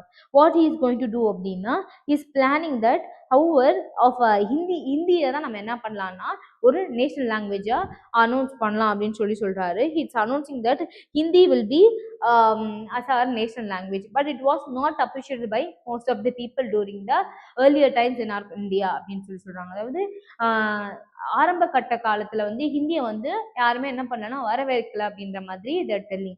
and next what they're telling அப்படின்னா, the language committee அப்படின்னு சொல்லி ஒரு கமிட்டியை வந்து இது பண்றாங்க. இந்த நான் ஹிந்தி ஸ்பீக்கிங் ஸ்டேட்ஸ் வந்து என்ன பண்றாங்கன்னா ப்ரொடெஸ்ட் பண்றாங்க, எப்படி நீங்க வந்து அந்த ஹிந்தியை மட்டும் பர்டிகுலர் லாங்குவேஜை வந்து நீங்க வந்து நேஷனல் லாங்குவேஜ்னு அனௌன்ஸ் பண்றீங்க அப்படின்ட்டு ஒரு ப்ரொடெஸ்ட் நடக்குது. அதனால இவர் என்ன பண்றான்னா இவர் என்னன்னா அந்த சைடும் போகாம இந்த சைடும் போகாம is standing in a neutral position and is making a committee called language committee அப்படின்ற ஒரு கமிட்டியை வந்து என்ன பண்றாங்கன்னா they are announcing. the language committee of the constituent assembly came up for what அப்படின்னா டு காம்ப்ரமைஸ் ஃபார்முலா. இவங்க ஒரு formula கொண்டு வராங்க. என்ன ஃபார்முலா? காம்ப்ரமைஸ் பண்ணுறதுக்கான ஒரு ஃபார்முலா. எப்படி பீப்புளை வந்து கன்வின்ஸ் பண்ணி ஹிந்தியை வந்து நேஷனல் லாங்குவேஜ் நம்ம எடுத்துக்கணும் அப்படின்னு சொல்லி. பட் ஆரம்ப காலத்தில் நம்மளுக்கு எப்படி இருக்கும், கோவமாக தானே இருக்கும். For example, if I belong to Tamil Nadu, I want Tamil, நான் தான் தமிழில் தான் நான் எக்ஸாம் எழுதணும், நான் தமிழில் தான் படிக்கணும், நான் தமிழில் பேசணும் அப்படின்ற சில கோட்பாடுகள் வந்து எனக்கு இருக்கும். டக்குன்னு நீங்கள் வந்து உனக்கு ஒரு வேலை வேணும்னா you have to study this national language, you have to learn this national language அப்படின்னு எனக்கு ஒரு புது லாங்குவேஜை எனக்குள்ளே திணிக்கும் போது எனக்கு என்ன வரும்னா கண்டிப்பாக ஒரு கோவம் வரும். கோவம் வர்றதுனால I could not tolerate what the government is doing. So I will be starting to rebel against the government, I will be starting to protest against the government. இதெல்லாம் சால்வ் பண்ணுறதுக்காக கொண்டு வந்தது தான் என்னன்னா this language committee. This language committee என்ன பண்றாங்கன்னா they are going to bring a formula called convince formula. என்ன convince formulaனா, நான் பீப்புளை எப்படி கன்வின்ஸ் பண்ண போறேன், எப்படி வந்து ஹிந்தியோட முக்கியத்துவத்தெல்லாம் நான் சொல்லி அவங்கள வந்து ஹிந்தியை நேஷனல் லாங்குவேஜா அக்செப்ட் பண்ணணும் அப்படின்றத நான் சொல்லணும் அப்படின்றதுக்காக இந்த லாங்குவேஜ் கமிட்டியை கொண்டு வராங்க. And next what they're telling அப்படின்னா, they're also talking about the regional லாங்குவேஜையும் நம்ம என்ன பண்ணலாம்னா we will be producing. Regional லாங்குவேஜ்னா அந்தந்த ரீஜனில் பேசக்கூடிய லாங்குவேஜஸ் வந்து அக்செப்ட் பண்ணிக்கிறோம், பட் ஹிந்தி வந்து நீங்கள் வந்து நேஷனல் லாங்குவேஜை அக்செப்ட் பண்ணணும் அப்படின்னு சொல்கிறாங்க. And next what they're telling அப்படின்னா, they're also talking about this language would be listed. இந்த லாங்குவேஜஸ்லாம் எதில் லிஸ்ட் பண்ணியிருப்பாங்க, எந்த schedule, 8th schedule of the Indian Constitution they will be listing. So 8th schedule of the Constitution. In 1963 the Official Language Act அப்படின்ற ஒரு language act வந்து கொண்டு வராங்க. எப்போ அப்படின்னா in 1963 என்ன கொண்டு வராங்க, the Official Language Act. இந்த Official Language Act என்ன ஸ்டேட் பண்றாங்க, எந்த லாங்குவேஜ் ஸ்டேட் பண்றாங்கன்னா, they are stating this official language of the actல வந்து they are stating Hindi as the official language அப்படின்ற மாதிரி they are telling. Hindi was to become a official language in India from எப்பனா 1965. 1963ல தான் ஒரு act கொண்டு வராங்க. எந்த ஆக்ட் அப்படின்னா Official Language Act. And next what அப்படின்னா, but as a concession to the non-Hindi speakers, English was accorded the status called associate additional language. அதாவது இவங்க என்ன சொல்றாங்க, ஹிந்தியை தான் நம்ம என்ன லாங்குவேஜா கொண்டு வந்தாங்க இந்த பீரியட் ஆஃப் 1965ல. ஹிந்தி வில் பி என்ன language, Hindi will be a national language. இவங்க என்ன பண்றாங்க, for purpose of a concession to the non speaking, அதாவது நான் ஹிந்தி ஸ்பீக்கர்ஸா இருக்காங்கல்ல, சொல்ற மாதிரி இந்த திராவிடியன் ஸ்டேட்ஸா. யாரோட திராவிடியன் ஸ்டேட்ஸ் போது தமிழ்நாடு, கர்நாடகா, கேரளா, ஸோ அந்த மாதிரி இருக்கக்கூடிய திராவிடியன் ஸ்டேட்ஸில் இருக்கக்கூடிய பீப்புள்ஸு இல்லை ஹிந்தி பேச முடியாத பீப்புள்ஸ்லாம் என்ன பண்ணலான்னா, யூ கேன் அசோசியேட். இங்கிலீஷை வந்து இவங்க என்ன பண்ணாங்கன்னா, இங்கிலீஷ்க்கு ஒரு பேர் கொடுக்குறாங்க. இங்கிலீஷ் லாங்குவேஜை நீங்கள் என்ன பண்ணலான்னா, you can take it as a status called associate additional official language. English நம்ம ஹிந்தி என்ன சொல்கிறாங்க, Hindi is the official language. ஆனால் இங்கிலீஷ் என்ன சொல்கிறாங்க, associate additional official language. Associate additional official லாங்குவேஜ்னு சொல்லி இங்கிலீஷை வந்து யார் கொடுக்குறாங்கன்னா, டு த நான் ஹிந்தி ஸ்பீக்கர்ஸ்க்கு வந்து சொல்கிறாங்க அப்படின்னு சொல்கிறாங்க. அண்ட் நெக்ஸ்ட் வாட் ஹேப்பன் அப்படின்னு பார்த்தீங்கன்னா, இந்த பீரியட் ஆஃப் 1964, இந்த period of 1964 and an early period of, அதாவது 1964 காலகட்டத்தில் earlier period of 1965 what happen அப்படின்னா, violent demonstrations have been happen. என்ன டெமான்ஸ்ட்ரேஷன் அப்படின்னா, they could not able to agree the things what the government is giving to them. The people cannot agree the thing what the government is doing on them அப்படின்றது சொல்றாங்க. இதுல என்னென்ன அப்படின்னு பார்த்தீங்கன்னா, they're also doing நிறைய language பிரச்சனைகள் வந்து போய்கிட்டு இருக்கு. அந்த சமயத்துல தான் என்ன பண்றாங்கன்னா, த அஃபிஷியல் லாங்குவேஜ் அமெண்ட்மெண்ட் ஆக்ட், த அஃபிஷியல் லாங்குவேஜ் அமெண்ட்மெண்ட் ஆக்ட் அப்படின்னு சொல்லி ஒன்று கொண்டு வராங்க இந்த இயர் ஆஃப் 1967. இதுல என்ன பண்றாங்கன்னா, they're providing a bilingual, for example Hindi English அப்படின்ட்டு பைலிங்குவலா இருந்தா இது வந்து என்ன ஆகணும், இந்த பிரச்சனைக்கெல்லாம் ஒரு முற்றுப்புள்ளியா அமையும் அப்படின்னு சொல்றாங்க. ஸோ திஸ் குட் பி என்ன சொல்றாங்க, what I'm telling is Hindi and English. So it could be பைலிங்குவலா இருக்கலாம் அப்படின்னு சொல்றாங்க. And next this could be great solution for the official லாங்குவேஜ்க்கான ஒரு மிகப்பெரிய சொல்யூஷனா இது அமையும் அப்படின்னு சொல்றாங்க. அண்ட் நெக்ஸ்ட் வாட் அப்படின்னா, linguistic reorganization of state. What is linguistic reorganization of state? Whether the state could be differentiated through only the languages spoken by the people. So states எப்படி பிரிக்கலாம் அப்படின்னா, for example the telling, for example நான் தெலுங்கு பேசுறேன்னா தெலுங்கு பேசுறவங்கள நம்ம என்ன பண்ணுறோம்னா ஆந்திரா, தமிழ் பேசுகிறவங்க தமிழ்நாடு அப்படின்னு சொல்லி லிங்குவிஸ்டிக் பேஸில் தான் நம்ம ஸ்டேட்ஸை வந்து ரீஆர்கனைஸ் பண்ணணுமா பண்ணக்கூடாதா அப்படின்ட்டு this topic going to see. What they are going to tell அப்படின்னா, the demand, there was a demand on the basis of languages முறைப்படி தான் நீங்கள் என்ன பண்ணணும்னா ஒரு ஸ்டேட்டை வந்து பிரிக்கணும் அப்படின்ற மாதிரி சொல்கிறாங்க. பட் this could be இது வந்து என்னன்னா, this could not be accepted by the national leaders. இது எப்படி இது மாதிரி பண்ணிட்டா வந்து பீப்புள் வந்து என்ன பண்ண மாட்டாங்க, our countries united diversity country, இது மாதிரி நம்மளுடைய கவர்மெண்ட்டே வந்து பீப்புள் வந்து அந்த basis of the language basis மூலமா நம்ம வந்து அவங்களை பிரிச்சோம்னா இது என்ன ஆகாது, we could not correlate with the other people or we could not coordinate with the other people as an Indians அப்படின்ற தாட் வராது. But they will have a அவங்களோட ரீஜனல் லாங்குவேஜ்க்கான பற்று மட்டும் தான் என்ன ஆகும், பேட்ரியாட்டிக் அவங்களுக்கு அதிகமாக ஆகும். அதனால we could not do அப்படின்னு சொல்றாங்க. how this going to be happen அப்படின்றத நம்ம பார்க்க போறோம். the boundaries of the so based on the boundaries, so இந்த ப்ரீ இண்டிபெண்டன்ஸ் டைம்ல based on the boundaries மட்டும் நம்ம என்ன பண்ணோம்னா அந்தந்த ஸ்டேட்ஸ் வந்து பிரிக்கணும். Not on the basis of the languages basis பண்ணி நம்ம என்ன பண்ணக்கூடாதுன்னா ஸ்டேட்ஸை வந்து பிரிக்கக்கூடாது அப்படின்ட்டு யார் மிக ரொம்ப உறுதியாக இருந்ததுன்னா இந்த நேஷனல் லீடர்ஸ் வந்து ரொம்ப ரொம்ப உறுதியாக இருந்தாங்க அப்படின்னு சொல்கிறாங்க. So there was in session, ஒரு செஷன் வந்து இவங்க இது பண்ணுறாங்க. அந்த செஷன் வாஸ் ஹெல்டு எப்போனா எந்த இடத்துல ஹெல்ட் ஆயிருக்குன்னா it was held in Nagpur. When அப்படின்னா இந்த இயர் ஆஃப் 1920 இந்த செஷன் வாஸ் ஹெல்ட்.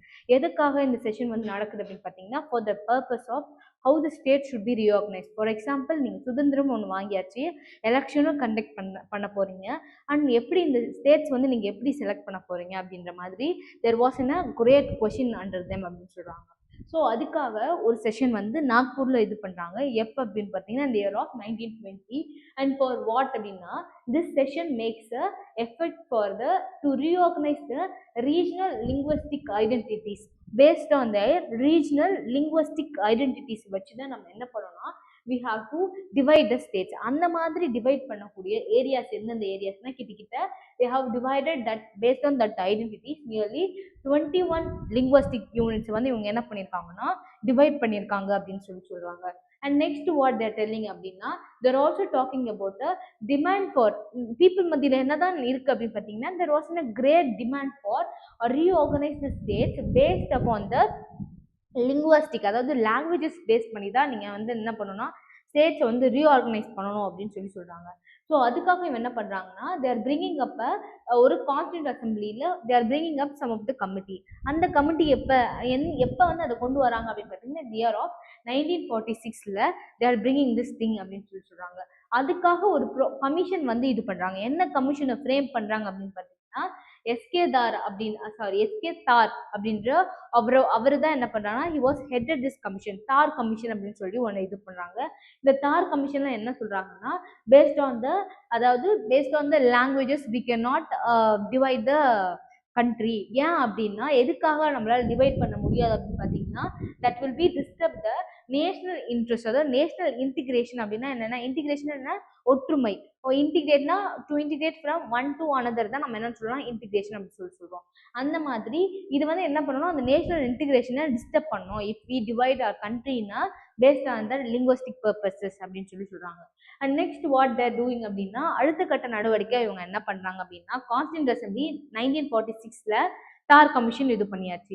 இப்போ 1948 செகண்ட் ஸ்டேஜ் வாட் இந்த ரெண்டாவது கட்ட அதாவது செகண்ட் டைம்ல என்ன பண்றாங்க அப்படின்னு பார்த்தீங்கன்னா இந்த year of December 1948 they are framing, அதாவது காங்கிரஸ் என்ன பண்ணுன்னா they are appointing a committee. அந்த கமிட்டி பேர் என்னன்னா ஜேவிபி கமிட்டி அப்படின்னு சொல்றாங்க. ஜேவிபி அப்படின்னா J for Jawaharlal Nehru, V for Vallabhbhai Patel and D for Pattabhi Sitaramayya. So இவங்கள தான் என்ன பண்றாங்கன்னா ஜேவிபி கமிட்டின்னு சொல்லி இது பண்றாங்க. இவங்க என்ன பண்றாங்க அப்படின்னு பார்த்தீங்கன்னா they are submitting என்ன report. What report based what they are going to submit. அந்த ரிப்போர்ட்ல என்ன இருக்கு அப்படின்னு பார்த்தீங்கன்னா they are telling that we cannot create the states based on the linguistic purpose. அதாவது லாங்குவேஜஸ் யூஸ் பண்ணி நான் என்ன பண்ண முடியாது, என்னால் ஸ்டேட்ஸ் வந்து கிரியேட் பண்ண முடியாது அப்படின்னு சொல்லி they are also giving the same opposition to create the states based on their linguistic purposes. அதுக்காக என்ன பண்றாங்க அப்படின்னு பார்த்தீங்கன்னா ஃபார் எக்ஸாம்பிள் இதனால என்ன ஆகுது அப்படின்னு பார்த்தீங்கன்னா there was a great widespread of agitation. Agitation போது என்னன்னா எல்லா இடத்துலையும் வந்து பயங்கரமான ஒரு சண்டைகள் வந்து என்ன பண்ண ஆரம்பிச்சாங்கன்னா நிலவ ஆரம்பிக்குது அப்படின்னு சொல்றாங்க. மெயினா எந்த பிளேஸ்ல இவங்களோட சண்டைகள் வந்து அதிகமாகுதுன்னா மெயின்லி இந்த பிளேஸ் ஆஃப் சவுத் சைட்ல வந்து ஃபார் எக்ஸாம்பிள் இந்த ஆந்திரா, தமிழ்நாடு, கர்நாடகா, கேரளா இந்த சைட்ல தான் என்ன ஆகுதுன்னா ரொம்ப இந்த புரட்சிகள் வந்து என்ன ஆகுதுன்னா வெடிக்க ஆரம்பிக்குது, சண்டைகள் அதிகமாக ஆரம்பிக்குது அப்படின்னு சொல்றாங்க. இதுல ஒரு முக்கியமான ஒரு பர்சன் யார் அப்படின்னு பார்த்தீங்கன்னா Swami Sitaramayya. Swami Sitaramayya what he is doing அப்படின்னு பார்த்தீங்கன்னா இவர் வந்து ஒரு காந்தியன் லீடர். அப்படின்னு என்னன்னா காந்திஜி ஃபாலோ பண்ணக்கூடிய பிரின்சிபல்ஸ், அவர் ஃபாலோ பண்ணக்கூடிய ஐடியாலஜிஸை யூஸ் பண்ணி வந்தவர் தான் யாருன்னா this Swami Sitaramayya. He was the first person. இவர் என்ன பண்றாருன்னா காந்தி என்ன பண்ணாரு, எந்த ஒரு வயலன்ஸ் யூஸ் பண்ணாரா? No, he did not use any violence. அவர் எப்படி எப்படி அவரோட சுதந்திரத்தை வாங்கினார்? By doing fasting. அவர் வந்து போய் சொல்லக்கூடாது, அந்த மாதிரி இவர் என்ன பண்ணாரு? By doing is fasting. எந்த ஒரு, அதாவது உண்ணாவிரதம் இருந்து இவர் வந்து இவரோட இறப்பு கூட போயிட்டார், அவர் செத்தே போயிட்டார், உண்ணாவிரதம் இருந்து செத்து போயிட்டு. அந்த ஒரு இது வந்து, அதாவது லிங்குவிஸ்டிக் பேஸ் பண்ணி தான் நீங்கள் வந்து ஸ்டேட்ஸை வந்து அரேஞ்ச் பண்ணும், ஸ்டேட்ஸை வந்து ஆர்கனைஸ் பண்ணும் அப்படின்னு சொல்லி ஃபர்ஸ்ட் போராடினவர் யாருன்னா இந்த சுவாமி சித்தராமையா அப்படின்னு சொல்லி சொல்றாங்க. வாட் தேர் டெல்லிங் அப்படின்னு பார்த்தீங்கன்னா, எப்போ இவருடைய டெத்து எப்போ இதுவாகுதுன்னு பார்த்தீங்கன்னா, இந்த year of August 1951 he was died அப்படின்னு சொல்லி சொல்றாங்க. ஸோ வாட் தேர் டெல்லிங் அப்படின்னா, how this states have been separated அப்படின்னு பார்த்தீங்கன்னா, ஃபர்ஸ்ட் வந்து தேர் டாக்கிங் அபவுட் ஃபர்ஸ்ட் நம்மளோட இந்தியாவில் லிங்குவிஸ்டிக் பேஸ் பண்ணி செப்பரேட் ஆன ஒரு ஸ்டேட் எதுனா ஆந்திர பிரதேஷ். அண்ட் இதில் வந்து என்னன்னா, ஃபர்ஸ்ட் நம்ம பார்த்த மாதிரி ஃபர்ஸ்ட் பர்சன் வந்து he will be doing fasting. So but ஆனால் வந்து கவர்மெண்ட் வந்து அது வந்து என்ன பண்ண மாட்டாங்கன்னா, தே ஓன்ட் கன்சிடர். ஸோ அதே மாதிரி அனதர் ஃபாலோவர் வந்து he is coming. அவர் வந்து எத்தனை நாள் ஃபாஸ்டிங் இருந்திருப்பாருன்னா, ஃபார் நியர்லி 35 days வந்து ஒரு ஃபாஸ்டிங் இருந்திருப்பாரு. And next is the same person வந்து he is coming. அண்ட் இவர் என்ன பண்றாருன்னா, இஸ் கம்மிங். அவர் வந்து எப்போ வராரு அப்படின்னு பார்த்தீங்கன்னா, த அனதர் காந்தியன் ஃபாலோவர் யார் அப்படின்னா பொட்டி ஸ்ரீராமுலு அப்படின்றவர் தான். இவர் வந்து என்ன பண்றாருன்னா, நியர்லி 58 days வந்து ஃபாஸ்டிங் இருந்து இவர் செத்து போயிடுவார். He was died by doing this fasting. How many days அப்படின்னு பார்த்தீங்கன்னா, ஃபார் அபவுட் 58 days அப்படின்னு சொல்லி சொல்றாங்க. And next what they're telling அப்படின்னா, த கவர்மெண்ட். ஸோ இதனால என்ன ஆச்சுன்னா, நிறைய சண்டைகள், இந்த மாதிரி 2 persons வந்து ஃபாஸ்டிங் இருந்து தேவர் டையிங். அண்ட் ஸோ அதனால வந்து கவர்மெண்ட் மேலே கோவம் வர ஆரம்பிச்சிச்சு. ஸோ இந்த நிறைய அகிடேஷன்ஸ், நிறைய ரிவால்ட், நிறைய ப்ரொட்டஸ்ட் நடக்கிறதுனால கவர்மெண்ட் வந்து என்ன பண்ணுறாங்கன்னா, they're considering the demands what the people is asking. Okay, நம்ம என்ன பண்ணலாம்னா ஒரு செப்பரேட்டான ஒரு ஸ்டேட்ஸ் கொடுக்கலாம் அப்படின்னு சொல்லி they are giving separate state. So அந்த செப்பரேட் ஸ்டேட் எதுனா, அந்த first state to separate on the basis of the linguistic அது என்னது அப்படின்னு கேட்டிங்கன்னா, திஸ் வாஸ் ஆந்திரா. எப்போ இது வந்து செப்பரேட் ஆகும் அப்படின்னு பார்த்தீங்கன்னா, ஆன் October 1, 1953 வந்து இது செப்பரேட் ஆகுது அப்படின்னு சொல்கிறாங்க. அண்ட் இது யார் கூட இருந்து செப்பரேட் ஆகுது அப்படின்னு பார்த்தீங்கன்னா, it was separated from the Tamil speaking Madras state. So Madras ஸ்டேட்டில் தான் என்ன இருந்ததுன்னா, ஆந்திர பிரதேஷுமே ஃபர்ஸ்ட் இருந்தது.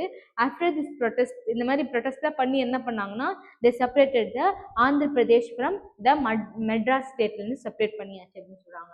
அண்ட் நெக்ஸ்ட் வேறு என்ன பண்ணுறாங்க அப்படின்னு பார்த்தீங்கன்னா, தே கோயிங் டு கிரியேட் ஒரு ஆக்டை வந்து கொண்டு வராங்க. அந்த ஆக்ட் பேர் என்னன்னா, state reorganisation act was passed. State organisation act வந்து பாஸ் ஆனதுனால இவங்க என்ன பண்ணுறாங்கன்னா, தே ஹவ் ப்ரொவைடட் 14 ஸ்டேட்ஸ் வந்து already they have been differentiated. 14 ஸ்டேட்டை வந்து ஆல்ரெடி பிரித்து வச்சுருக்காங்க. And next 6 central administrative territories. For example union territories மாதிரி சென்ட்ரல் அட்மினிஸ்ட்ரேட்டிவ் டெரிட்டரிஸ்ன்னு சொல்லி எத்தனை இருந்ததுன்னா 6 சென்ட்ரல் அட்மினிஸ்ட்ரேட்டிவ் டெரிட்டரிஸ் அப்படி இருந்தது அப்படின்னு சொல்லி சொல்கிறாங்க. இப்போ இவங்க என்ன பண்ணுறாங்கன்னா, Telangana region of Hyderabad state. Hyderabad state வந்து தெலுங்கானா ரீஜன் தனியாகவே இருந்தது. இந்த தெலுங்கானா ரீஜன் இது என்ன பண்ணுதுன்னா, it coming and merging with the Andhra state. So தெலுங்கானாவில் இருக்கக்கூடிய ஹைதராபாத் அப்படின்ற இடம் வந்து மெர்ஜ் ஆகுது. எது கூடனா ஆந்திரா ஸ்டேட்டோட மெர்ஜ் ஆகுது. அண்ட் நெக்ஸ்ட் வாட் தட் டெல்லிங்னா, கேரளா, மலபாரில் இருக்கக்கூடிய அந்த மலபார் ரீஜன்ஸ்லாம் என்ன ஆகுதுன்னா, தேர் கம்மிங் வித் கேரளான்னு சொல்லி அவங்க வந்து ஒரு ஸ்டேட்டாக மெர்ஜப் ஆகுறாங்க. அண்ட் நெக்ஸ்ட் யாருன்னா பாம்பே வந்து they are enlarging their places. இவங்க என்லார்ஜ்மெண்ட்னா என்னன்னா, அவங்களுக்கு இருக்கக்கூடிய அந்த பவுண்டரி இல்லாமல் they're also enlarging the areas by merging with. என்லார்ஜ்னா என்ன, நிறைய ரெண்டு மூணு பிளேசஸ் என்ன பண்ணுறாங்க, they are combining in to their state அப்படின்னு சொல்கிறாங்க. ஸோ அந்த மாதிரி கம்பைனான ஸ்டேட்ஸ் எதுனா, one is Kutch and Saurashtra. அடுத்து வந்து மராத்தி ஸ்பீக்கிங் ரீஜன். அந்த மராத்தி ஸ்பீக்கிங் ரீஜன்ஸ் வந்து ஹைதராபாத்தில் இருக்கக்கூடிய பீப்புள்ஸுமே என்ன பண்ணுறாங்கன்னா, they are merging up with whom அப்படின்னா with the Bombay. So these are the states, how the states were reorganization அப்படின்னு சொல்லி நம்ம பார்த்தோம். as per SRC அப்படின்னா state reorganisation act. State reorganisation act படி என்னன்னு சொல்கிறாங்கன்னா, this had been opposed by splitting of Bombay and Punjab. They were opposing regarding the splitting of Bombay and Punjab அப்படின்னு சொல்கிறாங்க. அண்ட் அதுக்கான ஒரு ரியாட் வந்து எப்போ பிரேக் ஆகுது, எப்போ வந்து அவங்க சண்டை வராங்க அப்படின்னு பார்த்தீங்கன்னா, on January 1956 there was a great riot அப்படின்னு சொல்லி சொல்கிறாங்க. ஃபார் வாட்னா, for the splitting of Bombay and Punjab அப்படின்னு சொல்லி சொல்கிறாங்க. Bombay and Punjab. And next what they are telling அப்படின்னா, they are also talking about the இந்த கேபிட்டல் வந்து என்னன்னா Gujarat with Bombay city being included in Maharashtra. Bombay city, அதாவது பாம்பே வந்து என்ன எதோட இன்க்ளூட் பண்றாங்க, they are including with the Maharashtra. And the Ahmedabad being made the capital of Gujarat. குஜராத்தோட கேபிட்டல் என்னவா இருந்ததுன்னா ஸ்டார்டிங்ல அகமதாபாத் தான் இருந்தது. ஸோ அதனால என்ன ஆச்சுன்னா there was creating a problem. So அங்கே வந்து ஒரு ப்ராப்ளம் வந்து ரைஸ் ஆகுது அப்படின்னு சொல்றாங்க. And next the Nagas was the first to rise the issue of ethnic identity. Nagas அப்படின்னா belong to a tribal group தான் நாகாஸ் அப்படின்னு சொல்லுவாங்க. இந்த நாகாஸ் என்ன பண்றாங்கன்னா எத்னிக் ஐடென்டிட்டினா அவங்களுடைய கல்ச்சருக்கு வந்து எந்த ஒரு பாதிப்பும் இருக்கக்கூடாது அப்படின்னு சொல்லி முதல் ட்ரைப்ஸ் இல்லை முதலா ஒரு எத்னிக் ஐடென்டிட்டிக்காக போராடின ஒரு குரூப் யார் அப்படின்னு பார்த்தீங்கன்னா நாகாஸ் அப்படின்னு சொல்றாங்க. NAGAS நாகாஸ் அப்படின்னு சொல்றாங்க. அண்ட் நெக்ஸ்ட் வாட் அப்படின்னா they were forcing the government of India to agree the demand. இவங்க என்ன பண்றாங்கன்னா ஓகே எல்லாரும் அவங்களுடைய லாங்குவேஜுக்காக வந்து அவங்க செப்பரேட் பண்ணிக்கிறாங்க, அவங்களுடைய எக்கனாமிக் ஸ்டேட்டஸ்க்காக அவங்க செப்பரேட் பண்றாங்க. இப்போ நம்ம இந்த நாகாஸ் என்ன பண்றாங்கன்னா என்னோட எத்னிக் ஐடென்டிட்டிக்காக எனக்கு என்ன பண்ணணும், you have to separate a state of Nagaland அப்படின்ற ஒரு இடத்த வந்து நாகாஸ் அப்படின்ற எங்களுக்காக நீங்க என்ன பண்ணணும் செப்பரேட்டா பண்ணி கொடுக்கணும் அப்படின்னு சொல்லி கீப்பிங் அ டிமாண்ட். இந்த டிமாண்ட் எப்போ வைக்கிறாங்க அப்படின்னா இந்த இயர் ஆஃப் 1960ல they are making a demand அப்படின்னு சொல்றாங்க. And next what they are telling அப்படின்னா which was inaugurated in, ஸோ ஓகே உங்க டிமாண்ட்லாம் ஓகேன்னு சொல்லி செப்பரேட் ஸ்டேட்டா எப்போ இந்த நாகாலாந்து செப்பரேட் ஸ்டேட்டை அனௌன்ஸ் பண்றாங்கன்னா இந்த இயர் ஆஃப் 1963ல they are announcing அப்படின்னு சொல்றாங்க. அண்ட் நெக்ஸ்ட் வாட் ஹேப்பன் அப்படின்னா இந்த exceptional of linguistic principles of நம்ம ஆல்ரெடி பார்த்த மாதிரி ஒரு லிங்குவிஸ்டிக் பிரின்சிபல்ஸ் இதெல்லாம் எப்போ ஆரம்பிக்குது அப்படின்னு பார்த்தீங்கன்னா சண்டைகள்லாம் எப்போ ஆரம்பிக்குது இந்த பீரியட் ஆஃப் 1956ல தான் இது முழுக்க ஆரம்பிக்கிறாங்க. இந்த டைம்ல இவங்க என்ன பண்றாங்கன்னா பாட்டியாலா, நான் ஆல்ரெடி சொன்ன மாதிரி பெப்சு அப்படின்னு ஒன்று சொன்னோம், Patiala and east Punjab states நம்ம என்ன சொல்றோம்னா பெப்சு அப்படின்னு சொல்றாங்க. இந்த பெப்சு வந்து என்னன்னா திஸ் ஆல் இந்த எல்லாம் ஒட்டுமொத்தமா யாரோட மெர்ஜ் அப் ஆகுறாங்கன்னா they were all merged with the பஞ்சாபோட இவங்க மெர்ஜ் ஆகுறாங்க அப்படின்னு சொல்றாங்க. அண்ட் பஞ்சாபை வந்து என்னன்னு சொல்றாங்கன்னா that state was remained as a trilingual state. 3 languages பேசக்கூடிய ஒரே ஸ்டேட் எதுன்னா Punjab. So that remain as a trilingual state அப்படின்னு சொல்றாங்க. என்னென்ன லாங்குவேஜஸ்லாம் பஞ்சாப்ல பேசுவாங்க, what are the trilingual languages that have been used in Punjab அப்படின்னா one is Punjabi and another one is Hindi and another one is Pahari அப்படின்னு சொல்லி இந்த 3 லாங்குவேஜஸ் வந்து பேசக்கூடிய ட்ரைலிங்குவல் ஸ்டேட்டா எது இருந்ததுன்னா பஞ்சாப் இருந்தது அப்படின்னு சொல்றாங்க. And next they're also telling the demand for separate Punjabi Suba, அதாவது பஞ்சாப் பேசுறவங்களுக்காக தனியா எனக்கு ஒரு ஸ்டேட் வேணும் அப்படின்னு சொல்லி they started to riot. They want a separate state for what? For only the people talking Punjabi. ஆனா இப்ப பஞ்சாப் எப்படி இருக்கு, that Punjab was merged with 3 type of, அதாவது 3 languages பேசக்கூடியவங்களா இருந்தது. ஆனா இவங்க என்ன பண்றாங்க, they want a separate state for what அப்படின்னா for the Punjab speaking peopleக்காக வேணும் அப்படின்னு சொல்லி கேட்குறாங்க.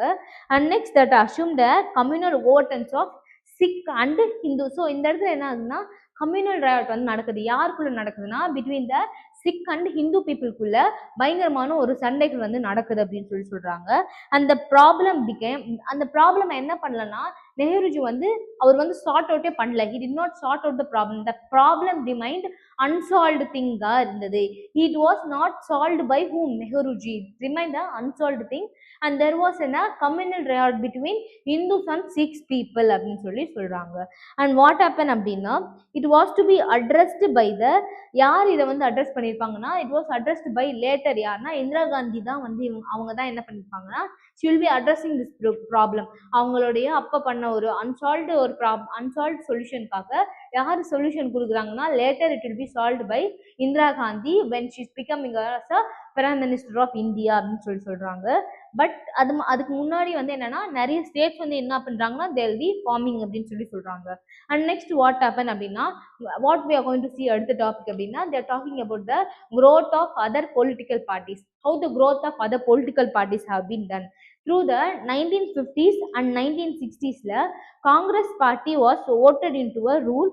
அதாவது காங்கிரஸ் பார்ட்டிக்கு தான் வந்து என்னன்னா முழுக்க சக்தி இருந்தது. they were like very powerful to rule under the center. So சென்டரை ரூல் பண்ணுறதுக்கான முழுமையான பவர் யார்கிட்ட இருந்ததுன்னா only to the Congress people அப்படின்னு சொல்றாங்க.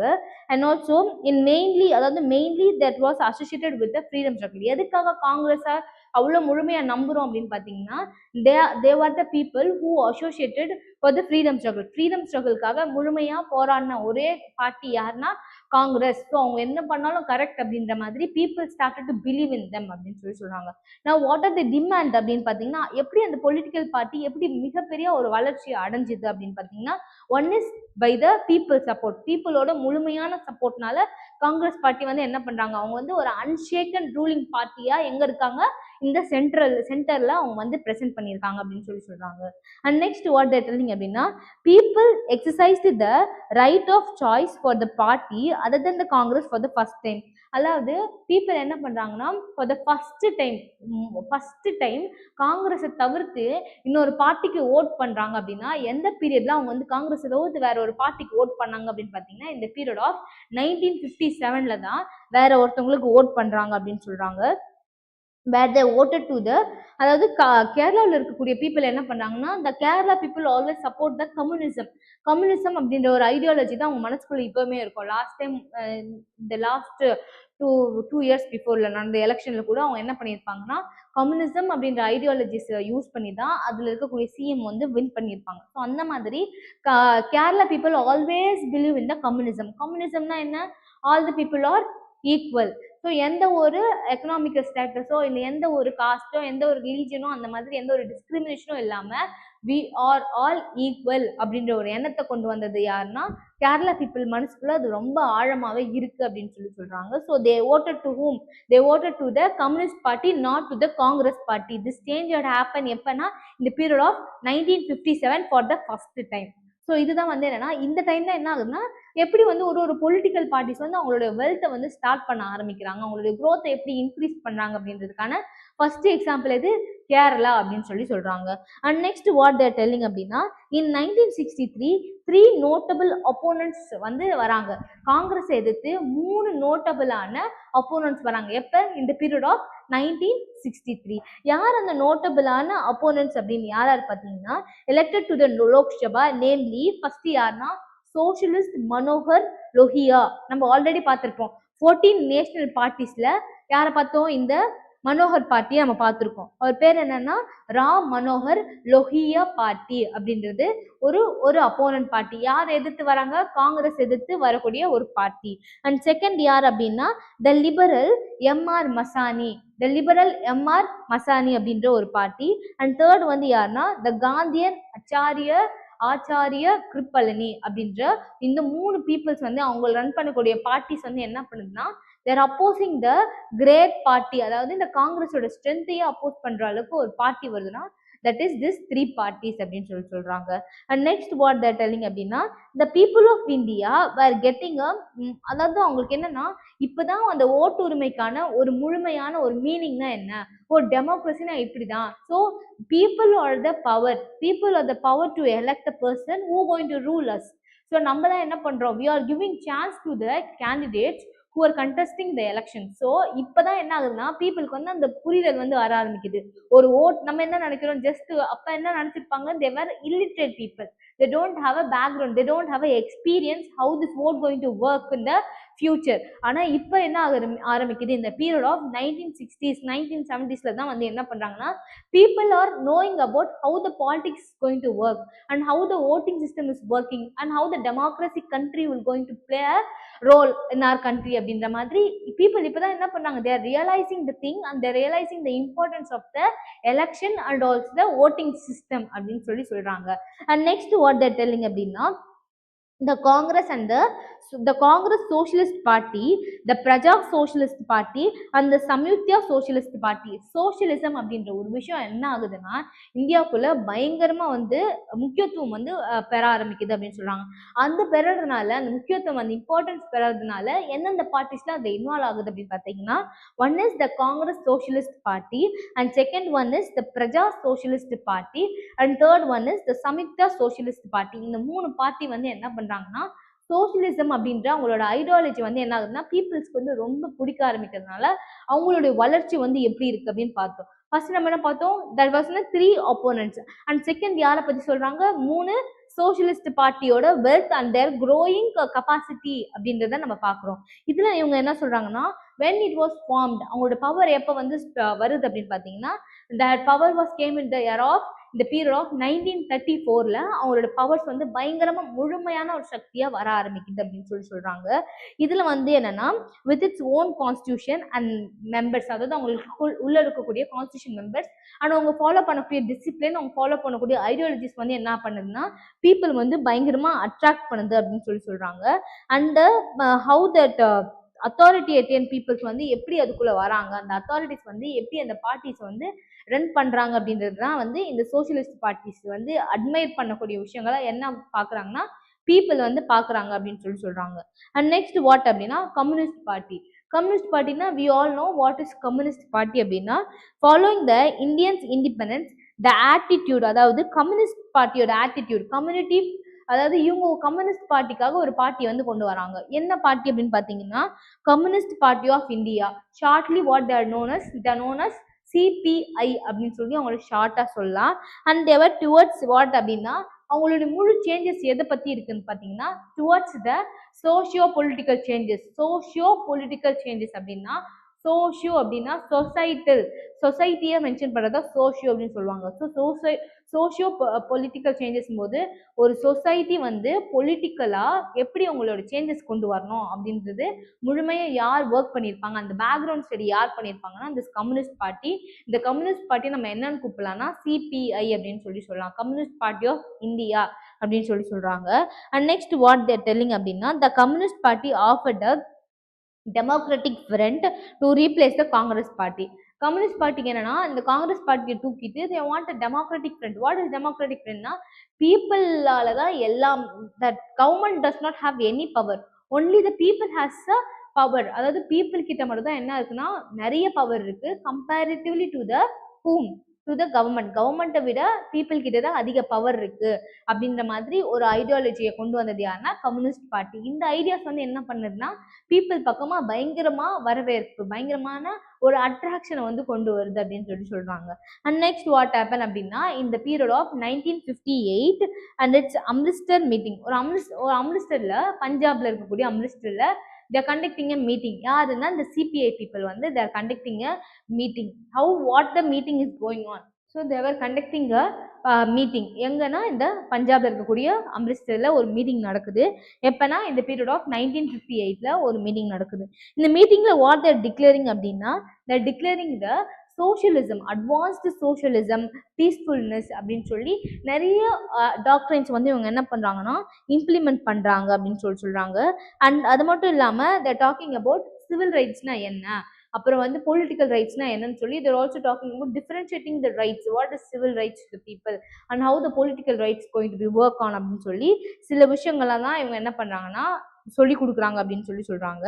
And also they're talking about they're going to சைனாக்கும் இன்வேஷன் பண்றாங்க. இன்வேஷனா they're moving to China for doing something.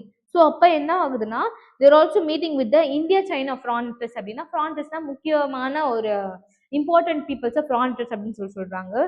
So அவங்க வந்து என்ன பண்றாங்கன்னா they are seeing how this எப்படி வந்து இந்த சோஷியலிசம் வந்து ஒர்க் ஆகணும், எப்படி இந்த கம்யூனிசம் வந்து ஒர்க் ஆகணும். ரஷ்யாவில் வந்து சோஷியலிசம் வந்து ரொம்ப ரொம்ப ஃபேமஸ், ரைட்? சோஷியலிசம்னால they will be following thing called Sino Soviet அப்படின்றது யார் கூடனா சைனா கூடயும் சோவியட் ரஷ்யா கூடயுமே வந்து இது இருந்தது, ஒரு பிரின்சிபலை வந்து ஃபாலோ பண்ணியிருக்காங்க அப்படின்னு சொல்றாங்க.